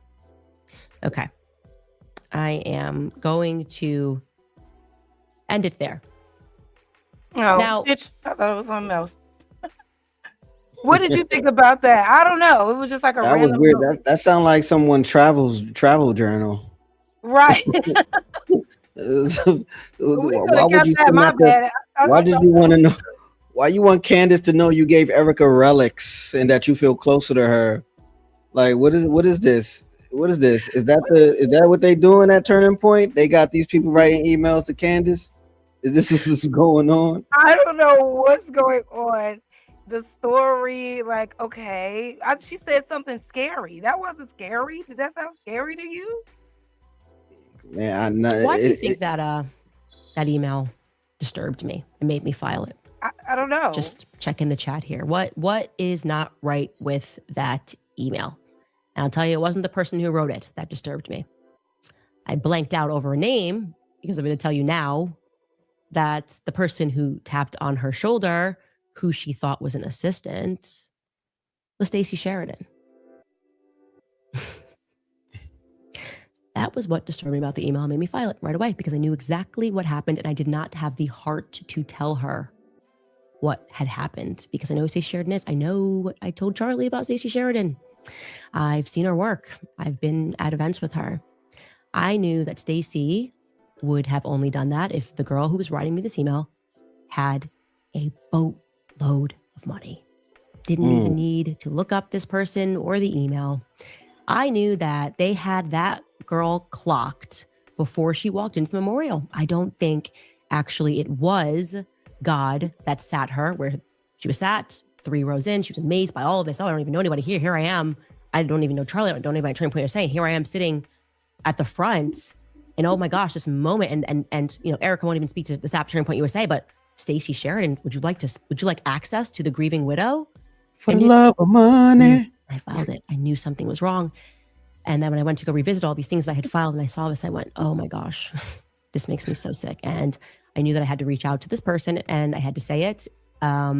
Hey, don't know anything about you, but I'm going to assume you have a lot of money, and it breaks my heart to tell you this, but you were targeted.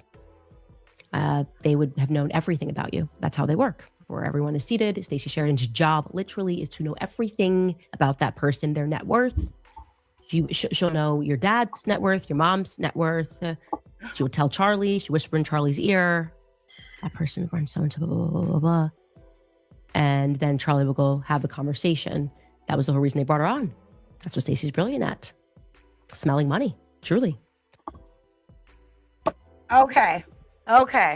Now I get it. Because at first I'm like, what's so scary about this? This sounds like fan mail. It's all about the money. Oh my, now that, okay, Candace, you dropped the bomb on me. Right?